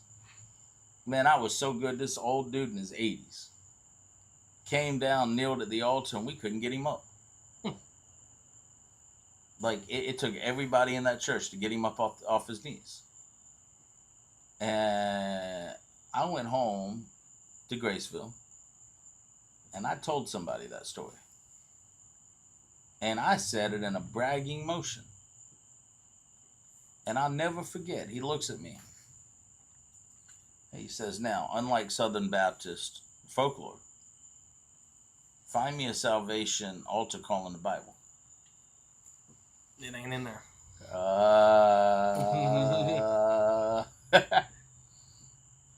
And I start doing them. Yeah. And I will not attend a church that does them. Yeah. Because they're not in there. Yeah. So you are at a church that is, I'm going to call it straddling the fence. Yeah. Between Southern Baptist and Reformed. Yeah. There are many churches that are still straddling that fence. Now, there are a lot of them that have finally said enough's enough. Mm-hmm. And have walked away from the Southern Baptist Convention. Yep. So what was it like? You came down here, you moved back. Yep. You left Southwestern. Yep. And now you go to a Southern Baptist church when you first get down here, right? No. So. You didn't go to Pioneer? No. Okay. No. So when we were preparing to move back, I switched from Southwestern about a year before we moved back. Okay. And so was in the I'm still in the transition phase because I wanted to give it time to get to know Pastor Carlos and have him comfortable with because with the Covenant Baptist Theological Seminary, they have a very heavy focus on the aspect of a pastor training pastors. Oh, which I love. Yeah, and it's so biblical. It's Paul and Timothy. Yeah, exactly. And so you there again, you want to be technical, find seminary in Scripture. You won't find it. I had a pastor say once that he never understood when a guy is called to the ministry and it's confirmed that he's called, not mama called. Because there are, to one true called pastor, there's 1,000 mama called pastors. Oh, yeah. And you went to seminary, so you understand exactly what I mean by that. When they finally become useful and you can put them to work, we send them off someplace they've never been. Mm-hmm. And let some other community take advantage of that. Yeah. Yeah. Yeah. It makes no sense. And that's growing in my understanding of one calling and I mean, like I said, that Bobby Jameson's being a pastor, so instrumental in my understanding and just shaping me and just revealing what Scripture says about it. and that it's not a feeling, but when just because you have an MDiv doesn't mean you're qualified to pastor, Mm-hmm. and just because you desire to pastor doesn't mean you're qualified to pastor. I would actually say desire to pastor Yeah, may be one of the things that disqualifies you the most. yeah, yeah, and that's there's a fine line there, and that's kind of what the kind of Bobby Jameson's book he's talking about. He's like, um, we've got to kind of lose this idea of called just because that's what you want to do. Yeah.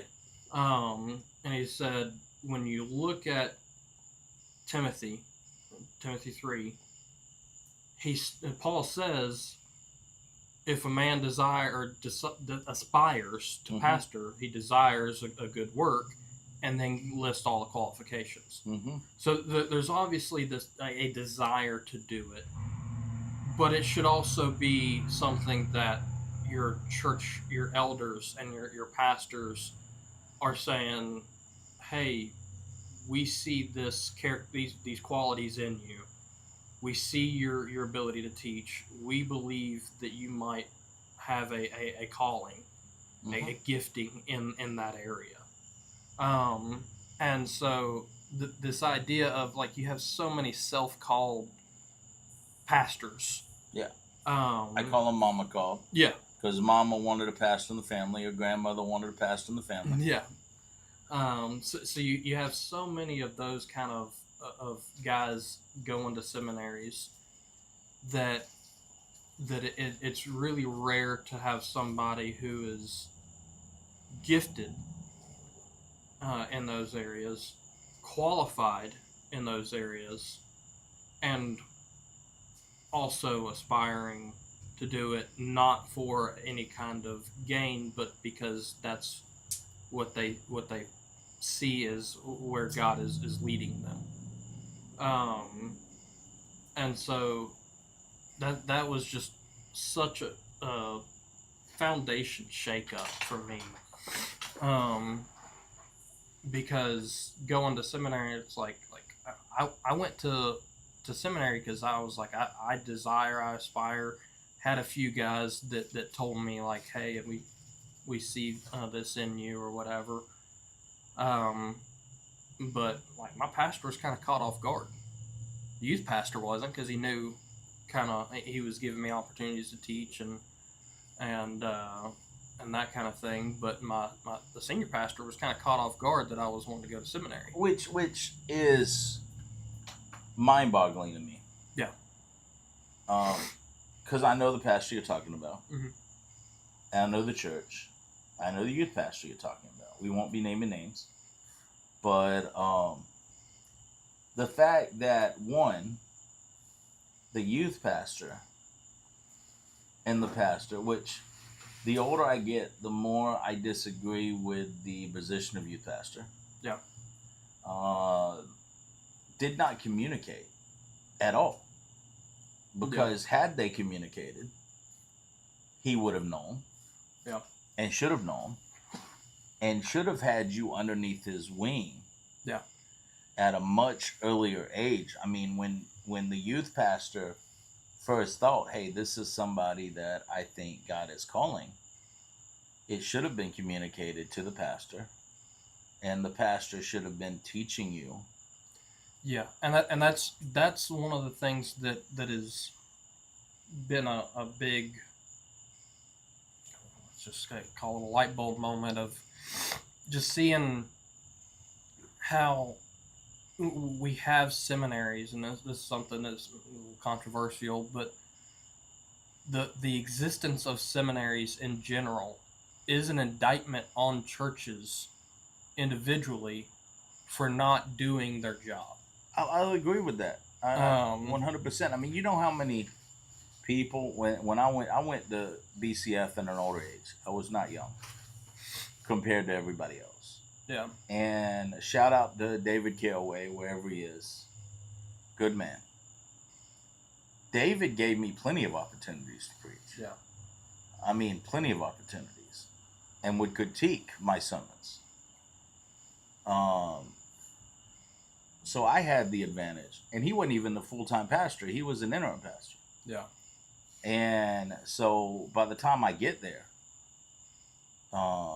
I was doing you know, First Baptist Church always did the basketball Tuesday nights, and so I was preaching to the boys every Tuesday night, and David was opening to me on that. So when I find out that, you know, told you time flies.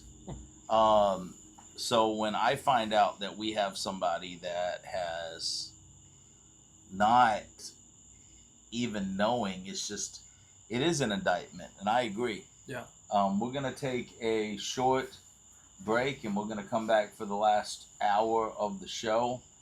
This is a great time to hit the like, follow, subscribe button. If you haven't checked out Father to Father, Brother to Brother on Amazon by Greg Robinson, check it out. Go to Dr. Carter's Corner.org. And also, if you ever find your way to Thomasville for lunch, you got to eat at the Market Diner, Farmer's Market. It's a phenomenal restaurant. Have you ever ate there? Well, you don't have the privilege of coming on a Friday. Yeah. This will be shown Friday, but it's not live. Unfortunately, if you had, you'd have an opportunity to eat there, because that's where we take people. And it is a phenomenal place with great food. Anyway, so we'll be back very shortly.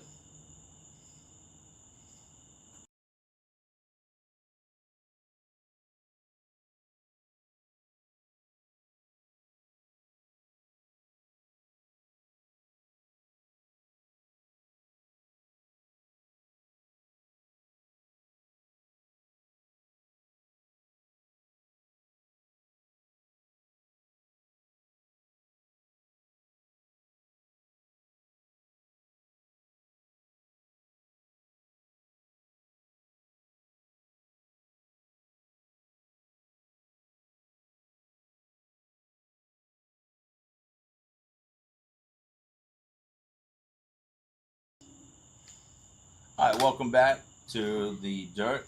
We are talking everything from cigars to family to a lot of theology with our brother Nolan Terry. We are here for about an hour and 20 minutes longer. So I told you when you signed on that time flies a little bit more than people think it does. Oh yeah. Everybody's always scared to do a 3 hour non-scripted show until they do it and they find out. You know, we pride ourselves in we don't do gotcha moments. Yeah. But we were talking about how amazing it was that you were called to be a pastor. Your calling's a little bit different than mine. I was a junior in high school when God called me to be a pastor. Isaiah said, "Here I am, Lord, send me." I said, "Here I ain't." It ain't happening. A year later, I shot a hip in a car accident. I am laid up in bed. Tommy Tomberlin comes by to see me. And Tommy's really quiet. And mind you, I had told no one whatsoever that I felt that God was calling me to preach. And Tommy looks at me and Tommy says, "So you going to accept it, or is he going to have to break more bones in your body?" I was like, he said, no. I baptized you, son. He said, "I know what you're talking about. I know what you're going through." And anybody that knows my history knows he had to break a few more bones before he got me there. I've always been a frying pan Christian. And anybody that knows what I'm talking about means some people, God can talk in that nice, quiet voice.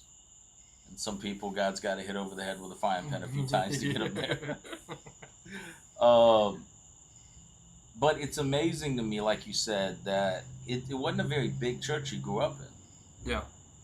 So the disconnect between the youth and the regular church is just amazing to me. Yeah.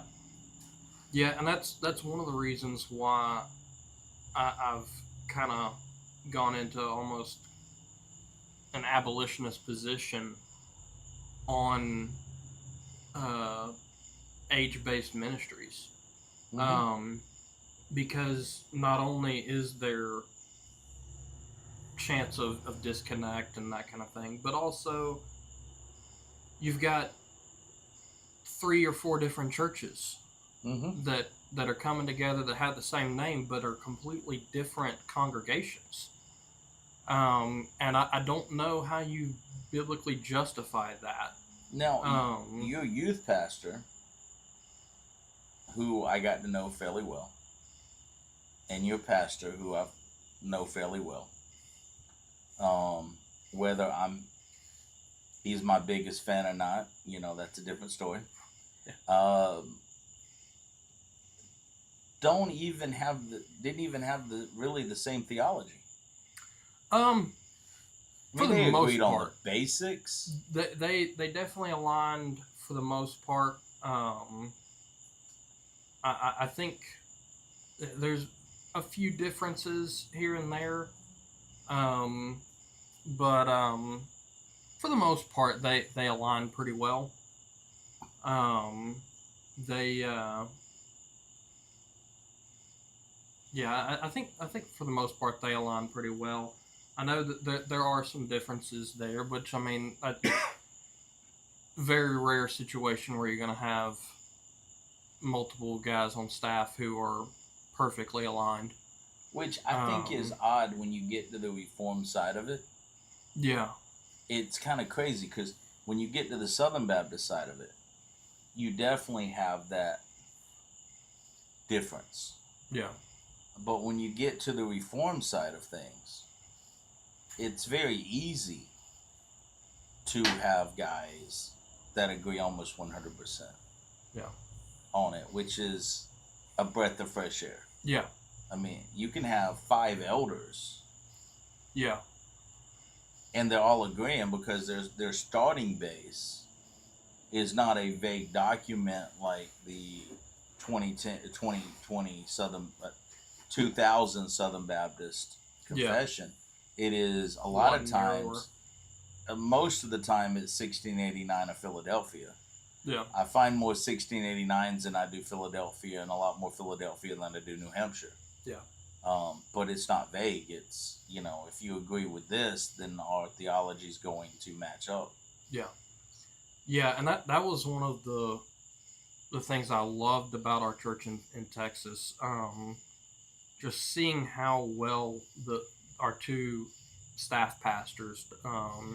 We had 2 pastors that were staff paid elders, and then we had, after a couple months, church was growing, and we added a couple more elders. But just seeing how well they aligned with one another. I mean, for instance, there was one time we would do men's Bible studies at the pastor's house. They would do a men's Bible study one Wednesday night, and then the other Wednesday night they would do women's Bible study. And but there was one Wednesday night where we're hanging out after, and a group of us were talking to one of the pastors, and we're talking to him, we're asking him something, and he gives us this response, and then the other pastor, which is funny, both of them are named Ben. So it's a little interesting, like Ben, but I mean the other Ben, and so you're constantly having to specify who you're talking about, which got to be pretty funny. But the other pastor comes over, and he's like, "What are we talking about?" And so we throw the question at him, and he almost gives word for word the same response. I'm like, that it was such a cool moment to see just how perfectly aligned they were. That when asked, and it was not a shallow question from what I remember. It was a pretty deep question. We may have been talking about EFS at the time, but just seeing how they both were just so in tune with one another. Um, and one, the being in tune, but also two, both of them actually having a stance on something. That was pretty incredible. Just that in and of itself. Um, but yes, I mean it's just seeing a pastoral staff that is of one mind. It's incredible, and the work that you can do when you aren't tugging in different directions is great. And that's why I like that brother of mine that gave me my first cigar. We had plans for a while to plant together. And that was my first cigar. Was we were going there. I was planning on talking to him. We hadn't talked about it at all yet. We had talked about kind of what we wanted to do in ministry and where we were feeling that we were best suited and that kind of thing. And then so I'm sitting here, I'm like, man, I think he would be like the perfect one for me to plant with, because he's gifted in areas that I'm not. He's on it. He's one of the best preachers I've ever heard. I and he'll get aggravated if I say this, but I would put him on a level of similar to Vodi Bakum, just that caliber.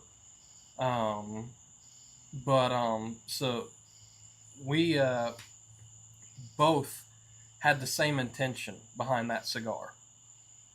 And so we start talking, and we're hanging out or whatever, and we're smoking a cigar, and he asked me, he's like, all right, something that I've been wanting to talk to you about. He's like, we both are of a like mind. Don't really know where the Lord's going to take us, but he's like, we both kind of have the same aspiration of planning a church. And so as he's doing that, I'm like, this is a God thing. And I still see it as a God thing, and maybe one day we will actually do that. But we started talking, we're like, what do you think about planting a church together? And I'm like, I told him, I was like, I literally was hoping to have this conversation with you, because I've been thinking along the same lines. Like we agree on so much. And we both have the same aspirations, and he's like, so you might be down? I'm like, yeah.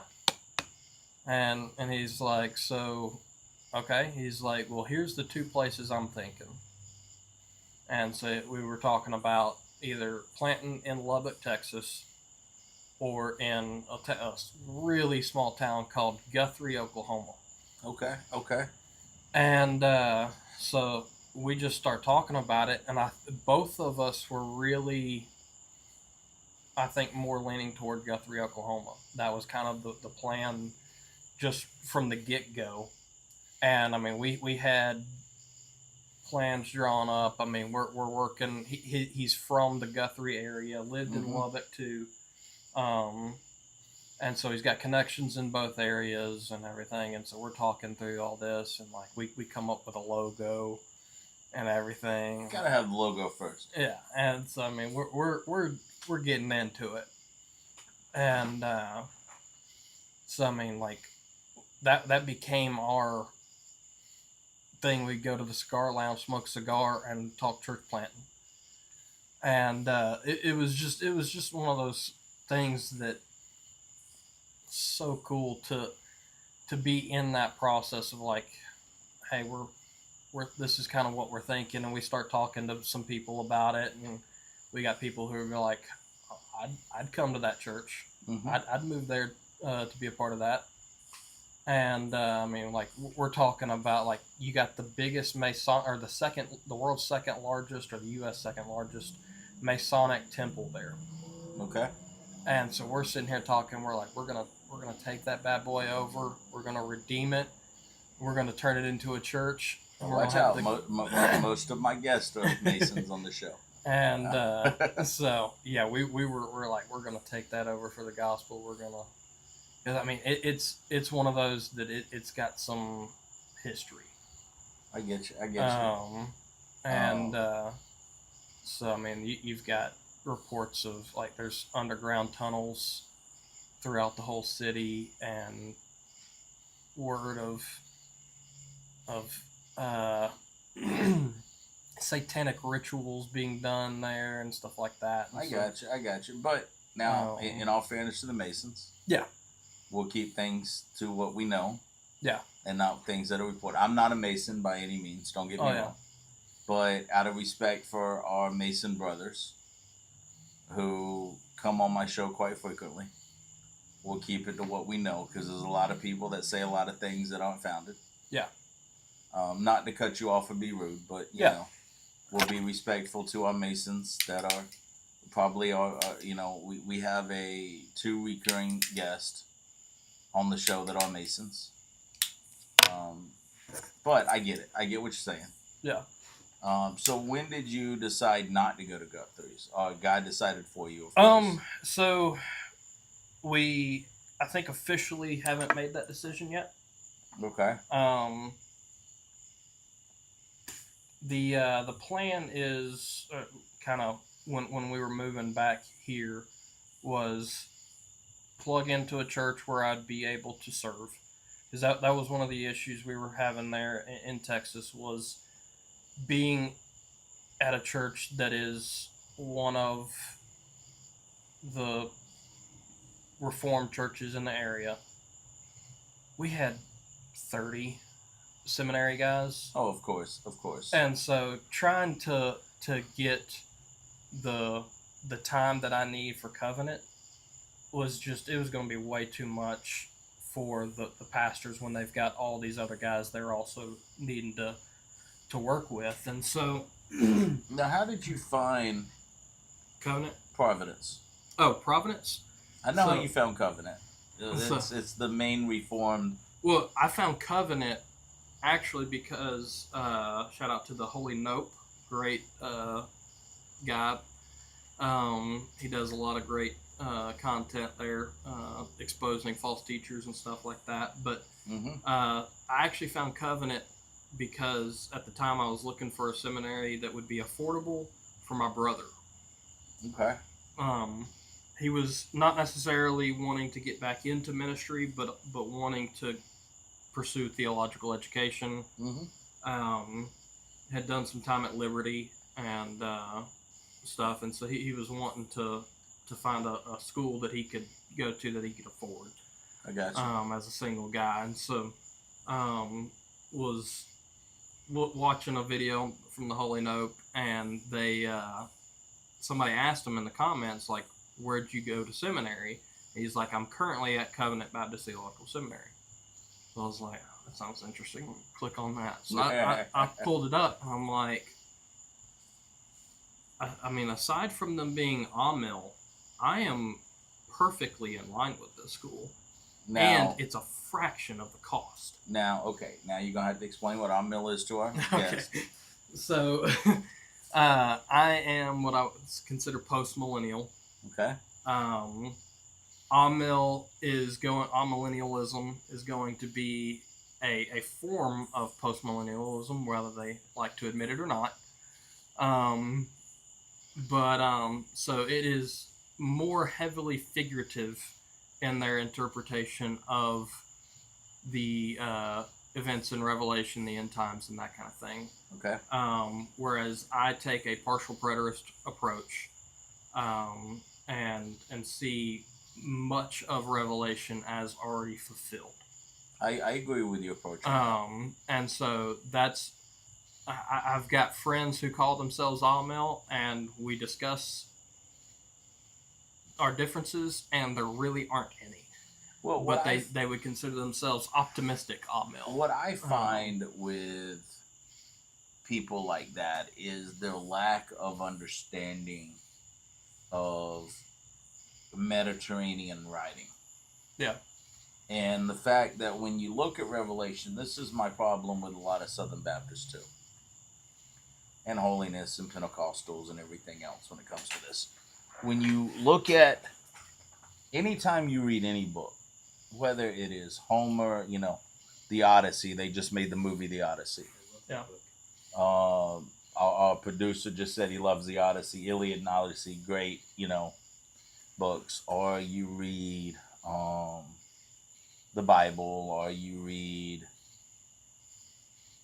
1001 Nights, Arabian Nights, or whatever. Yeah. They repeat themselves a lot. Yeah.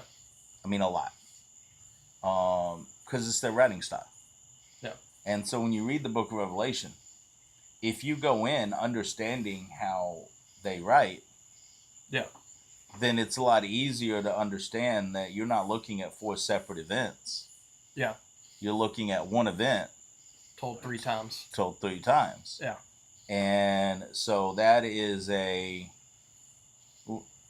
think, a lack of true understanding of how the Mediterranean writers wrote. And I think when people realize that, it's so much easier. So you found Covenant. Yeah. Found Covenant, and so actually talked to my academic advisor at Southwestern. Told him kind of what I was, the direction I was thinking of going, and he actually had served and taught with a couple of the professors at Covenant. Had nothing but good things to say about him, and said, "Look," he's like, "I know you don't exactly fit in here. I know that fits your theology better." And he said, so he's like, "If that's where the Lord's leading you," he said, I'm all for it." That's actually awesome, because that's rare. Yeah, and that's so we had one of my professors that I'd taken New Testament and Greek 2 with. Okay. I hated Greek 1 and 2, by the way, but keep going. I loved Greek. Probably going to hate Hebrew, but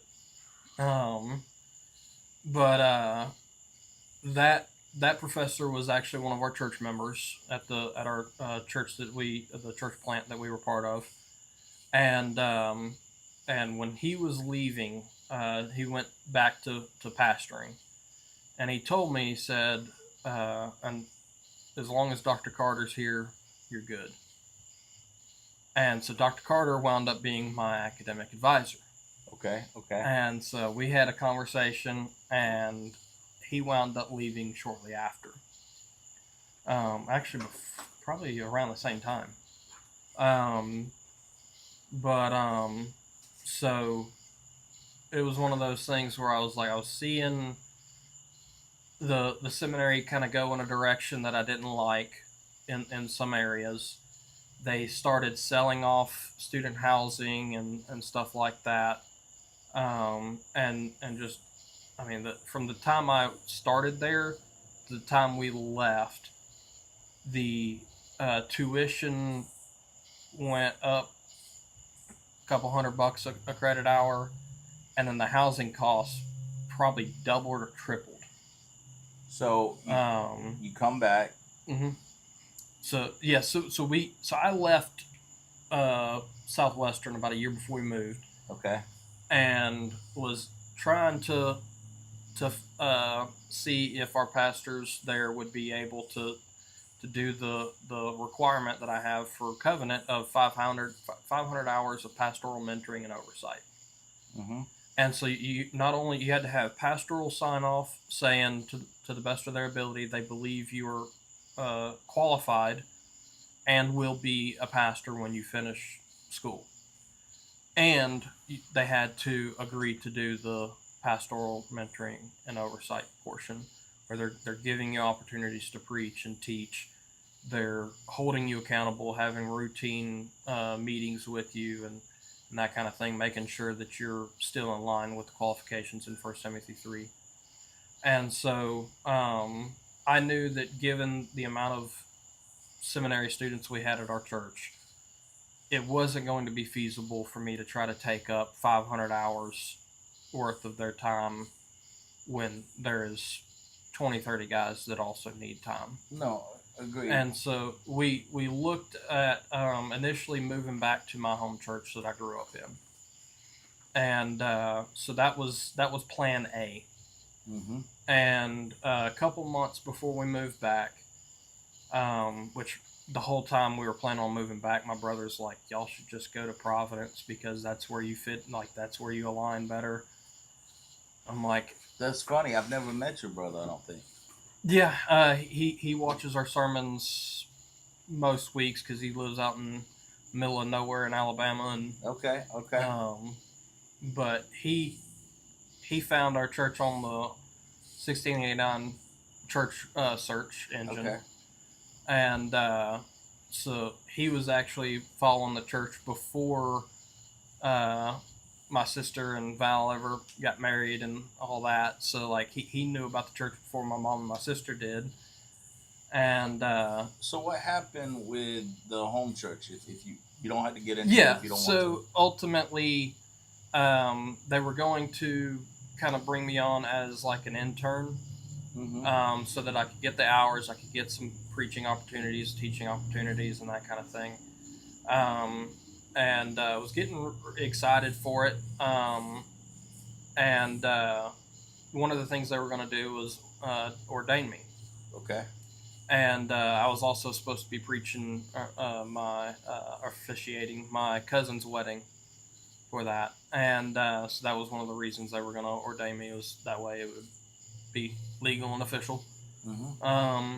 And so pastor had sent me a text. He said, "Hey, we're getting ready for the ordination stuff. You know, talk with the deacons again. Just wanted to ask you a couple questions.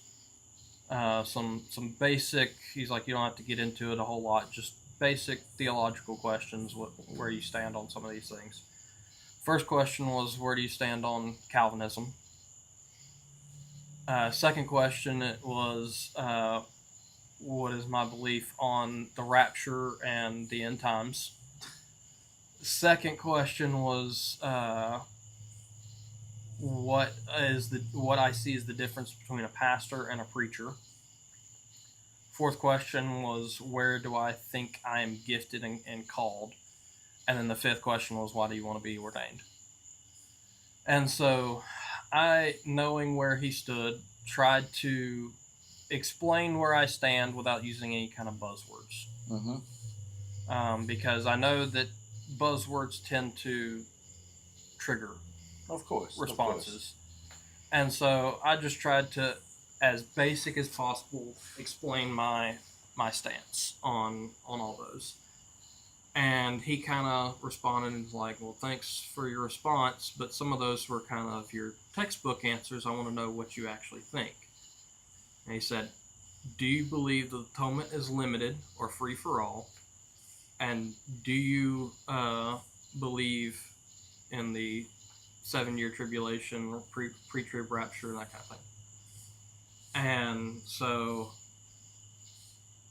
I said, "Okay, well, go ahead and lay it out there." And so I told him I do believe in the doctrines of grace. I do consider myself a Calvinist. I believe that God sovereignly elects and saves all those whom uh, he predestined before the foundations of the world, as the scripture says. Yeah. And then I said, as far as the rapture and the tribulation, I said I believe the events that are commonly referred to as the tribulation happened in 70 A.D. with the destruction of the temple in Jerusalem, and I said I don't necessarily believe in a secret rapture of the church. I believe in a resurrection on the last day, as Scripture talks about. But at that point, he gave me a call and he said, "Hey, just didn't know you stood in those camps." He said, "Unfortunately, like we don't believe those things," and he said, "So we won't be able to ordain you, and wouldn't be able to have you join the staff since you don't believe what we believe, and wouldn't be able to then send you out as a church planner," which was kind of the end goal there, would be train me, send me out, and that kind of thing. And so so that was a big shock because I'm like I expected him to disagree. I didn't expect it to be a deal breaker. Um, because I know there are people at that church that do hold similar views as I do, and so I was shocked and kind of had to think like, okay, well, where do we go from here? And so talking with the former youth pastor, the youth pastor that was there when I was growing up, he's like, look, he's like, you're a Reformed Baptist. Just go be a Reformed Baptist. Just own it. Just own it. Just do it. And I'm like, you know, that makes sense. I wanted to like, cause I was kind of sent to seminary by the church I grew up in, and so I wanted to be able to be sent out by them. And I loved the people there. Learned a lot from the pastors and knew them really well. And so like I knew that when you've got somebody who's been doing it for 30 years, they've got a lot of wisdom. Mm-hmm. May disagree on a lot of things, but they've got a lot of wisdom in just in pastoring people and preparing sermons and that kind of thing, and just the mechanics of those kind of things. And Mm-hmm. so that my hope was to be able to be there and be trained, and also be able to be an influence and point people in deeper into the gospel. Well, I would And say, so, knowing the church the way I do, and I've got a ton of family members that are buried in that graveyard. yeah, Both of my dad's grandparents are buried in. Both of his parents are buried in the graveyard. My dad was once a deacon at that church. I think, trying to be polite, because that's something we always say we do on the show, yeah, is we try to be as polite as possible to people. But I would say that pastor is not preaching the gospel the way it should be said. And in his 30 years, I have never heard him preach a sermon that I thought was truly godly.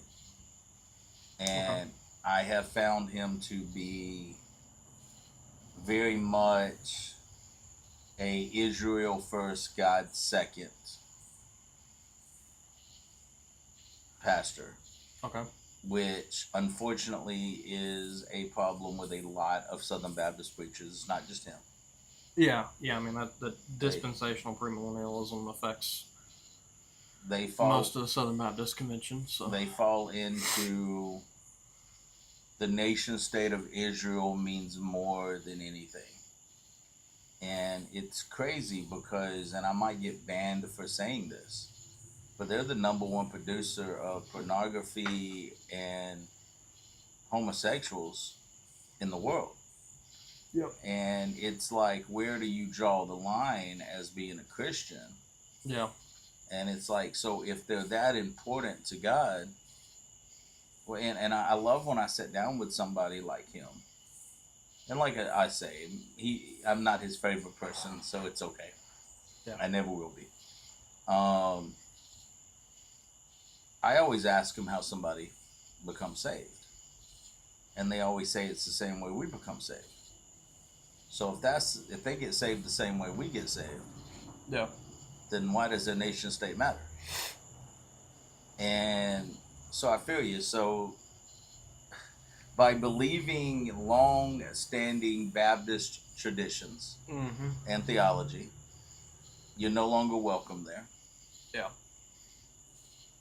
That had to hit you like a stack of bricks. Yeah, because I mean that was my home church that I grew up in. He'd been the pastor the whole time since before we ever even got to the church when we moved to Crawfordville from Tallahassee.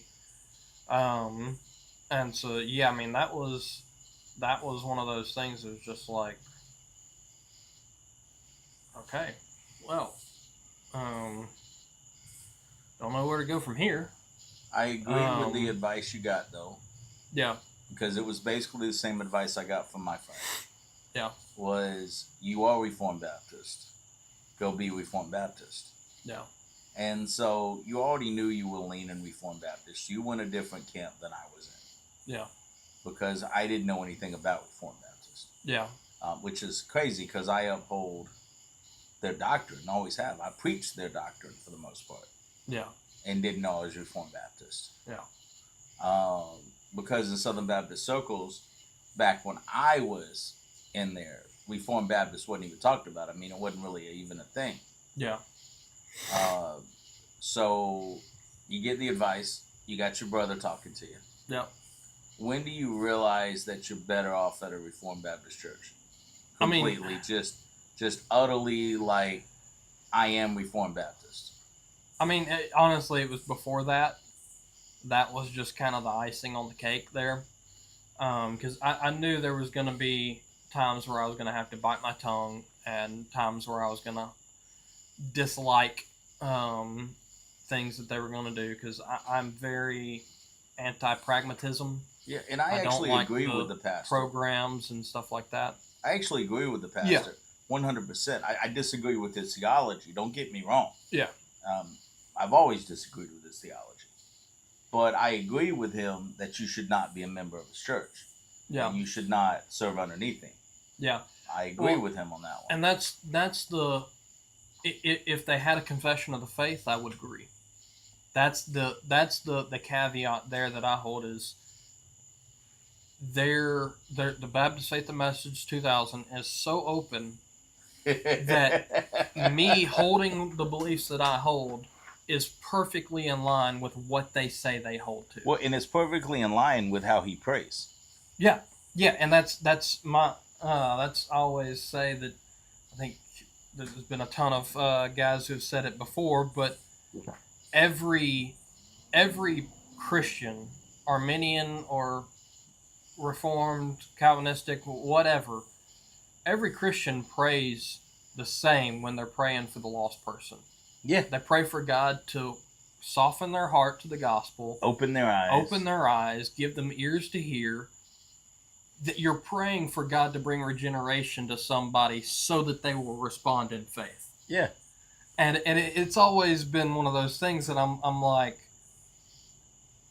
you say you believe this, but you pray like this. No, I actually talked to a pastor like that, and he was praying, and he got done praying, and I talked him to the corner. I said, "Why do you pray like that?"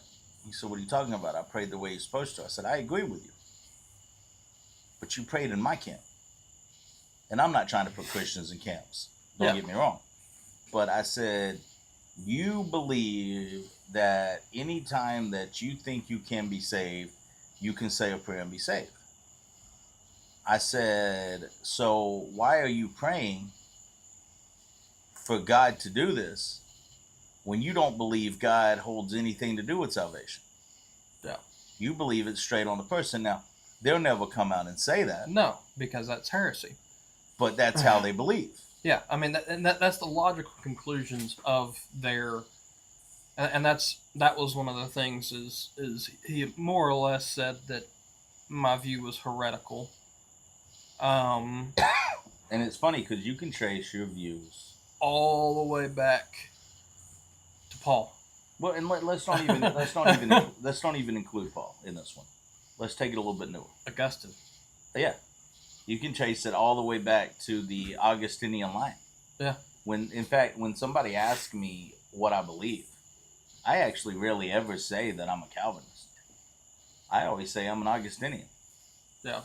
And it's funny because he called you heretical, and yet you trace your lineage all the way back to the Council of Nicaea. Yeah. I agree. You could trace it all the way back to Paul, but I'm just saying, you have church councils that have upheld your doctrine, and the same guy is going to... I can actually trace mine all the way back to Jesus, but... Okay, agree. But I'm not. You know what I'm trying Yeah. to do here. Yeah. And it's always amazing because that same person is going to pick up a King James Bible. Yeah. And is going to read out of a King James Bible, and King James, the people that wrote the King James Bible, would have called him a heretic. Yeah. And might have even burned him at the stake. Yeah. So I agree with you. So you finally find out, beyond a shadow of a doubt, you are Reformed Baptist. Yep. When do you finally decide it's time to go to Providence Reformed Baptist? About a month and a half before we moved. So we were like, I was supposed to be ordained in April, and we were moving at the end of May. And so kind of middle of April, late April, I'm kind of like, okay, well, talk it over with my pastors there in Texas and let them know kind of what happened.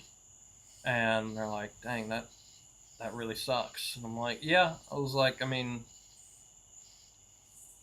obviously that's not where God was leading me. Well, I actually praise God for shutting that door. Yeah, me too, because I know that this is where Providence Reformed Baptist Church is where I needed to be. But I was wanting the comforts of familiarity. I get it. And so yeah, so about a month and a half or so before we move, we kind of make the decision we're going to go to Providence, get to know Carlos, and tell him my aspirations, but kind of lay the foundation there of like, this is a you decision, not a me decision. You've got to give me that go ahead kind of thing. And so so that was also something I was reluctant to do, just because that means you got to get to know a new pastor, and get him to or get to a point where he knows you well enough to where he's comfortable saying, yeah, this guy is called, he's qualified, and willing to do the pastoral mentoring and oversight portion. You can't see it off camera, but we have a big toad. It's all right. We have a big toad that when we start smoking out here at certain times of the day, will actually come out and hang out with us for a little bit. And he just ate a bug, so I guess our smoke kind of helps him feed. Yeah. So he knocks the bugs down. Yeah, it's level. Funny, when he started coming, he was about yay big, and now he like yay big. Yeah. So he's been around us for a little while. You should name him Todius, since you were talking about the autosave. Ronnie said we need to name him Todius. I agree. We'll call him Todius. In fact, he's been around so much the dogs don't even chase him anymore.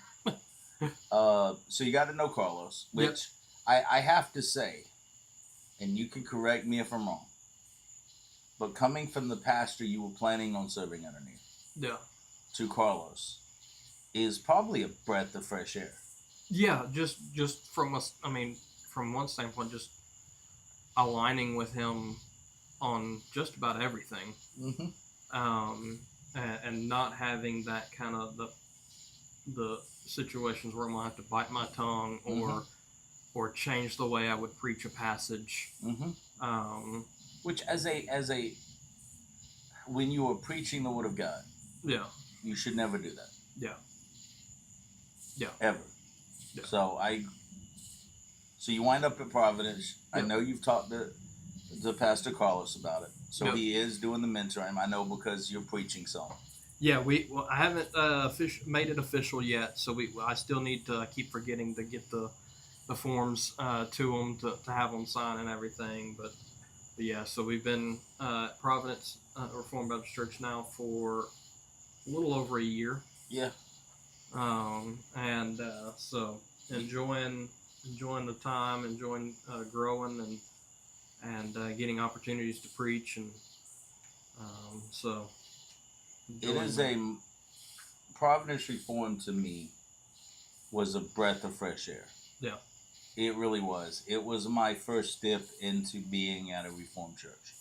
Yeah, this is our second, and so that was, believe it or not, our services here are shorter than our services at our church in Texas. We at our church in Texas, we sang 9 songs every Sunday. Whew. Basically, all the same songs that we sing here, with the exception of a few of our a cappella specials. But mostly the same songs because they were because it's a 9 March church. Matt Boswell was connected with our pastor or pastors, and so we sing a lot of his music there. Okay. So, "Come Behold the Wondrous Mystery" is one of the ones we sing that he wrote. And so we would sing a lot of newer hymns and old hymns. But we would have 9 songs. We would have a church member come up and pray a prayer of praise, and then have a scriptural reading, and then sing another couple songs, like sing 2 songs, have that. We'd have a scriptural call to worship. We would have a 40 to 50-minute sermon. We would have. Carlos can't preach for 40 minutes. No, he's an hour and 10 hour and 20 minutes. Yeah. So we would 9 songs, probably I think 4 prayers, offering and then every Sunday we would do either the Lord's Supper or baptism. If we had a baptism to do, we would do baptism, but we observed the ordinances every Sunday. Okay, I kind of like that we do it every first Sunday. Yeah. I like that. I like that a little bit more than every Sunday, but I get why you do it every Sunday. Yeah. So I got to ask a question real quick. How much time do we have left? Well, right now we're at 2 hours and 27 minutes. Okay, cool. So I'm going to pivot a little bit. Okay. In about 3 minutes, it'll be 50. Okay, that's fine. Just let me know when we get close to the 3rd hour mark, okay? I want to pivot a little bit because we've talked about we spent a ton of time in your time in the ministry. Yep. We've hit on the marriage and stuff like that. But you are a newer father. Yep. And we are a show that talks a lot about being a father and stuff like that. I know you've watched some of our podcasts. Yep. We talk about that a lot. What was it like when you're married and Mackenzie comes to you and tells you that she's going to have a baby? What went through your mind at that point? It was one of those things that we'd been, I say trying, it was...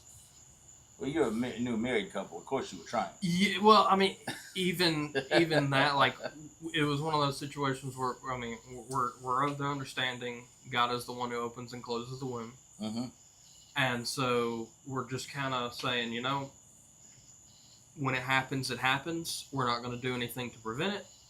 We're not going to actively just try constantly and get our hopes up constantly and that kind of thing.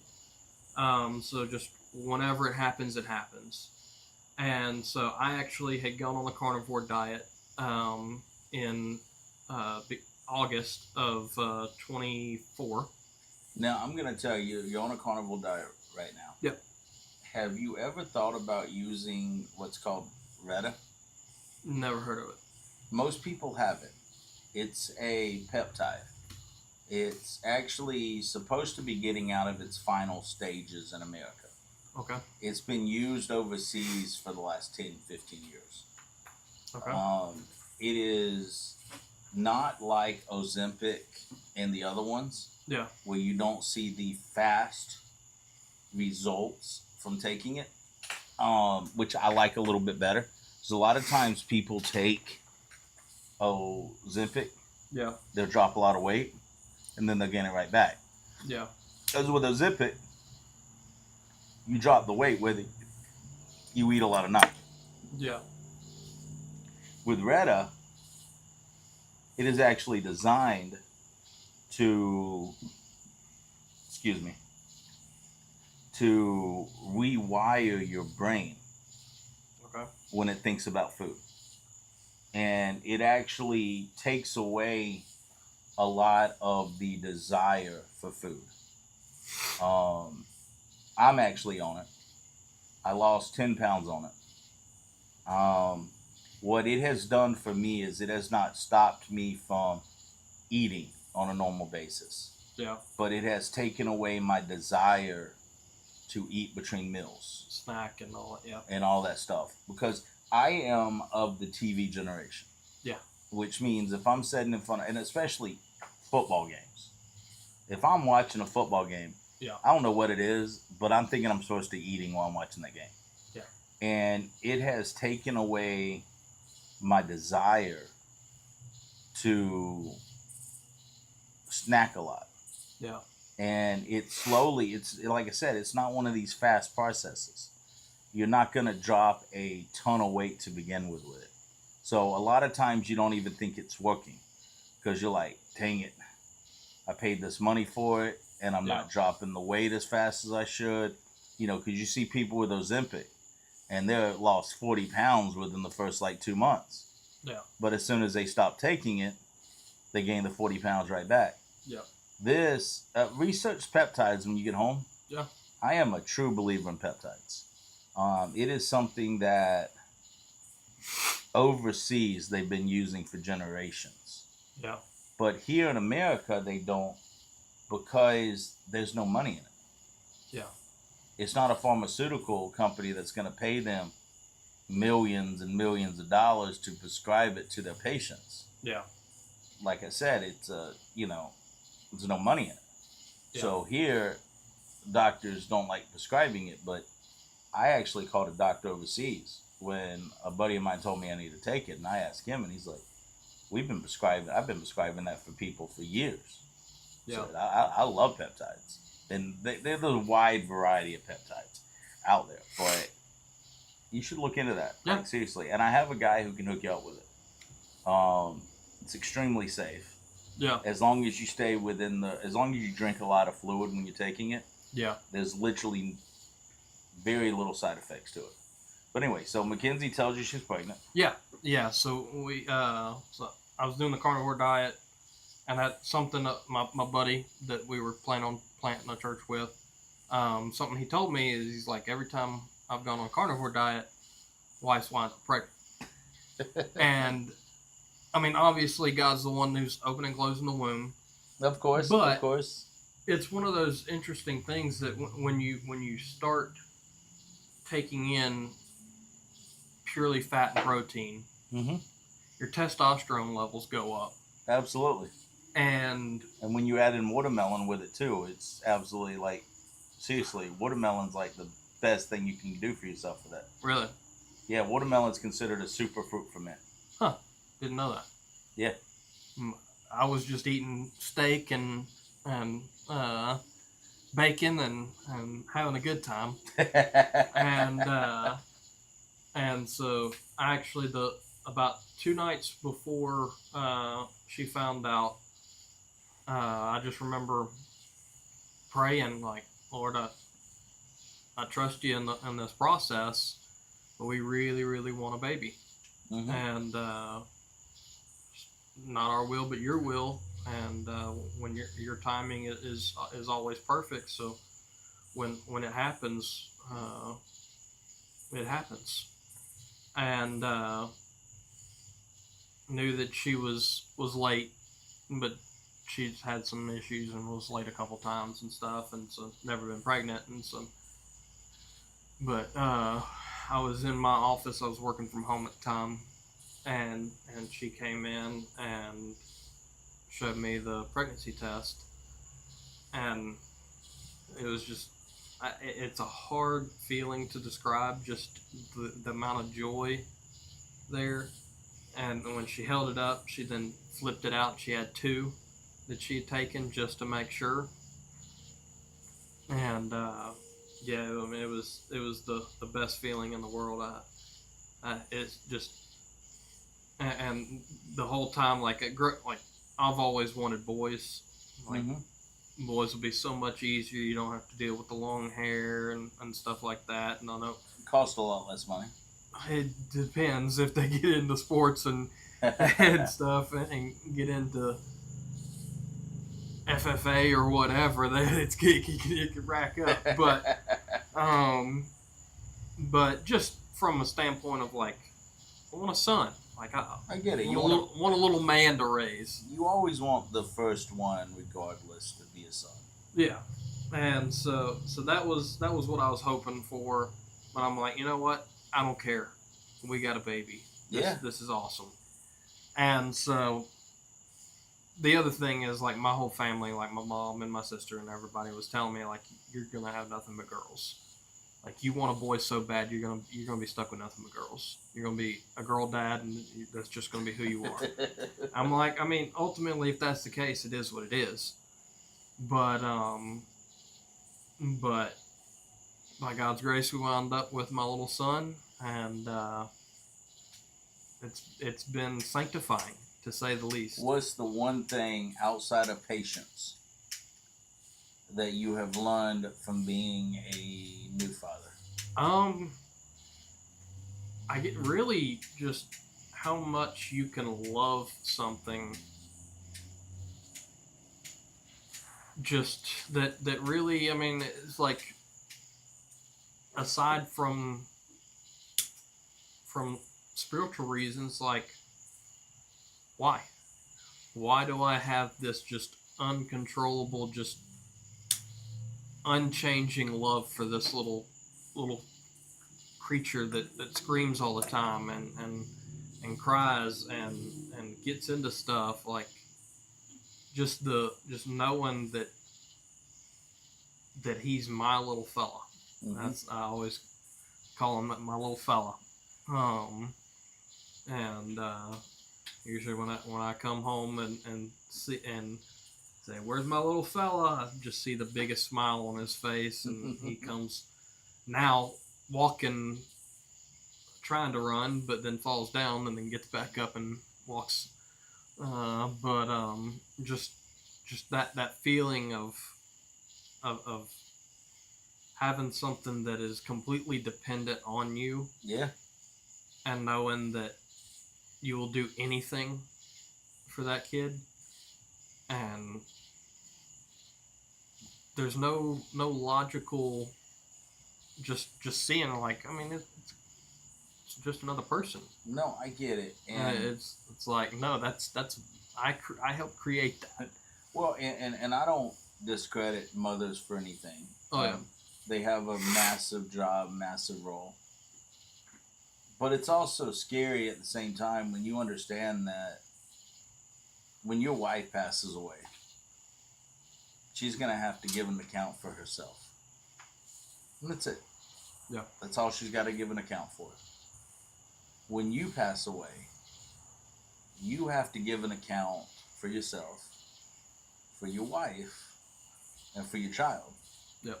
And that is a sobering thought when you really think about it. Yeah. That God requires you to give an account for your family. Yeah. Which means that it always amazes me when guys give up their godly roles to their wives. Yeah. And it's like, we say it on the show all the time, there's a verse in Genesis where it says the wife will leave her mother and father and will desire her husband. That's actually a curse, not a blessing. You read it in Hebrew, you're getting into Hebrew. When you read it in Hebrew, it's actually God telling Adam that because of the curse, she is now going to desire your headship. Mm-hmm. And it is your job to keep her under your headship. And we read it at weddings all the time, like it's this loving, beautiful thing. Yeah. But it is actually in the middle. If you read it, it's actually in the middle of curses. Yeah. Because of the fall. And it's hard in modern times to remember that we are the head of our households. We do have the final say in our houses. And it's our God-given role to love, protect, provide, but also to headship. Yeah. And we forget that a lot of times. And when we say that on the show, we make some wives mad, which is probably why our viewership is about 90. It's actually picked up. We picked up a few more women. Our viewership now is like 97% men and like 3% women, which is cool. I mean, we call ourselves a man show. Yeah.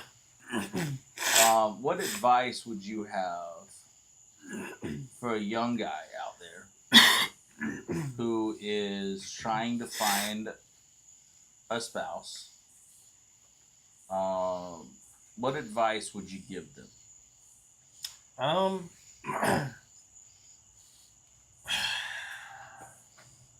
Christian or non-Christian? Stick with Christian. For a Christian guy, advice I would give is make sure you understand the role that you have, that you will have, Mm-hmm. and make sure you find a wife that is of like mind, understanding her role and your role, and one that's going to ultimately submit to your leadership as the final authority, and that loves the Lord. Because if I think there's a lot of men out there, I'll put the scare quotes over it, who are perfectly willing to let their wife have desires of being a CEO and that kind of thing, and you don't really find that in Scripture. No. The husband is the provider. I mean, you look at Proverbs 31, it'd be hard to defend most of the wives in America these days, just because most of them don't align with that. I agree with you. Most of them don't have a desire to be a wife and a mother. They have a desire to be a what they would call an equal, which isn't necessarily, they see equal in function rather than equal in value, which is what Scripture teaches: equal value, not equal function. No, I agree with you. And so I think my advice to a young Christian guy seeking a wife would be make sure he understands the role that he is seeking to have. Because a single guy, you're just responsible for yourself. That's true. A guy that's seeking marriage is taking on responsibility. Oh, 100%. And so you've got to be willing and able to meet that standard. I like that. And there is something we talk about on the show all the time, where there is a American line that says "Happy wife, happy life." Yeah. And on the show, we vehemently disagree with that statement. Yeah. And I have a feeling that you would agree with us on that. Yeah. That is, and I see it every day in my job, where there are these husbands that have been supplanted by their wives, Yeah. And I'm dumbfounded at it. And I always say that when a husband, if he has not been acting the godly way that he should, when he decides God's got a hold of him now, and he is going to act the way he should, Like a man. like a man, like a man, one or two things is going to happen. His wife is either going to get in line or she's going to leave him. And either way, he's better off.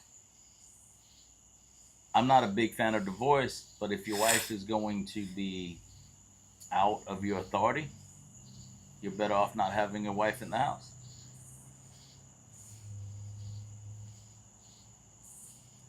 Yeah, I mean, I think you could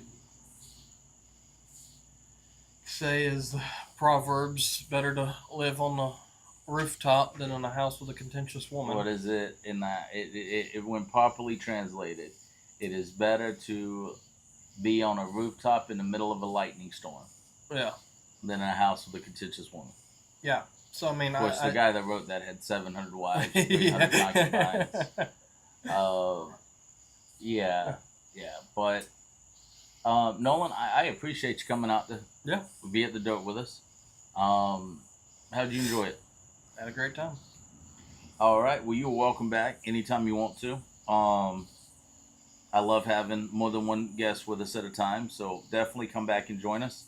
And when our producer gets done with what he's doing, he will end the show. But this would be a great time to remind you to hit the like, subscribe, follow button. And till next week, I appreciate y'all.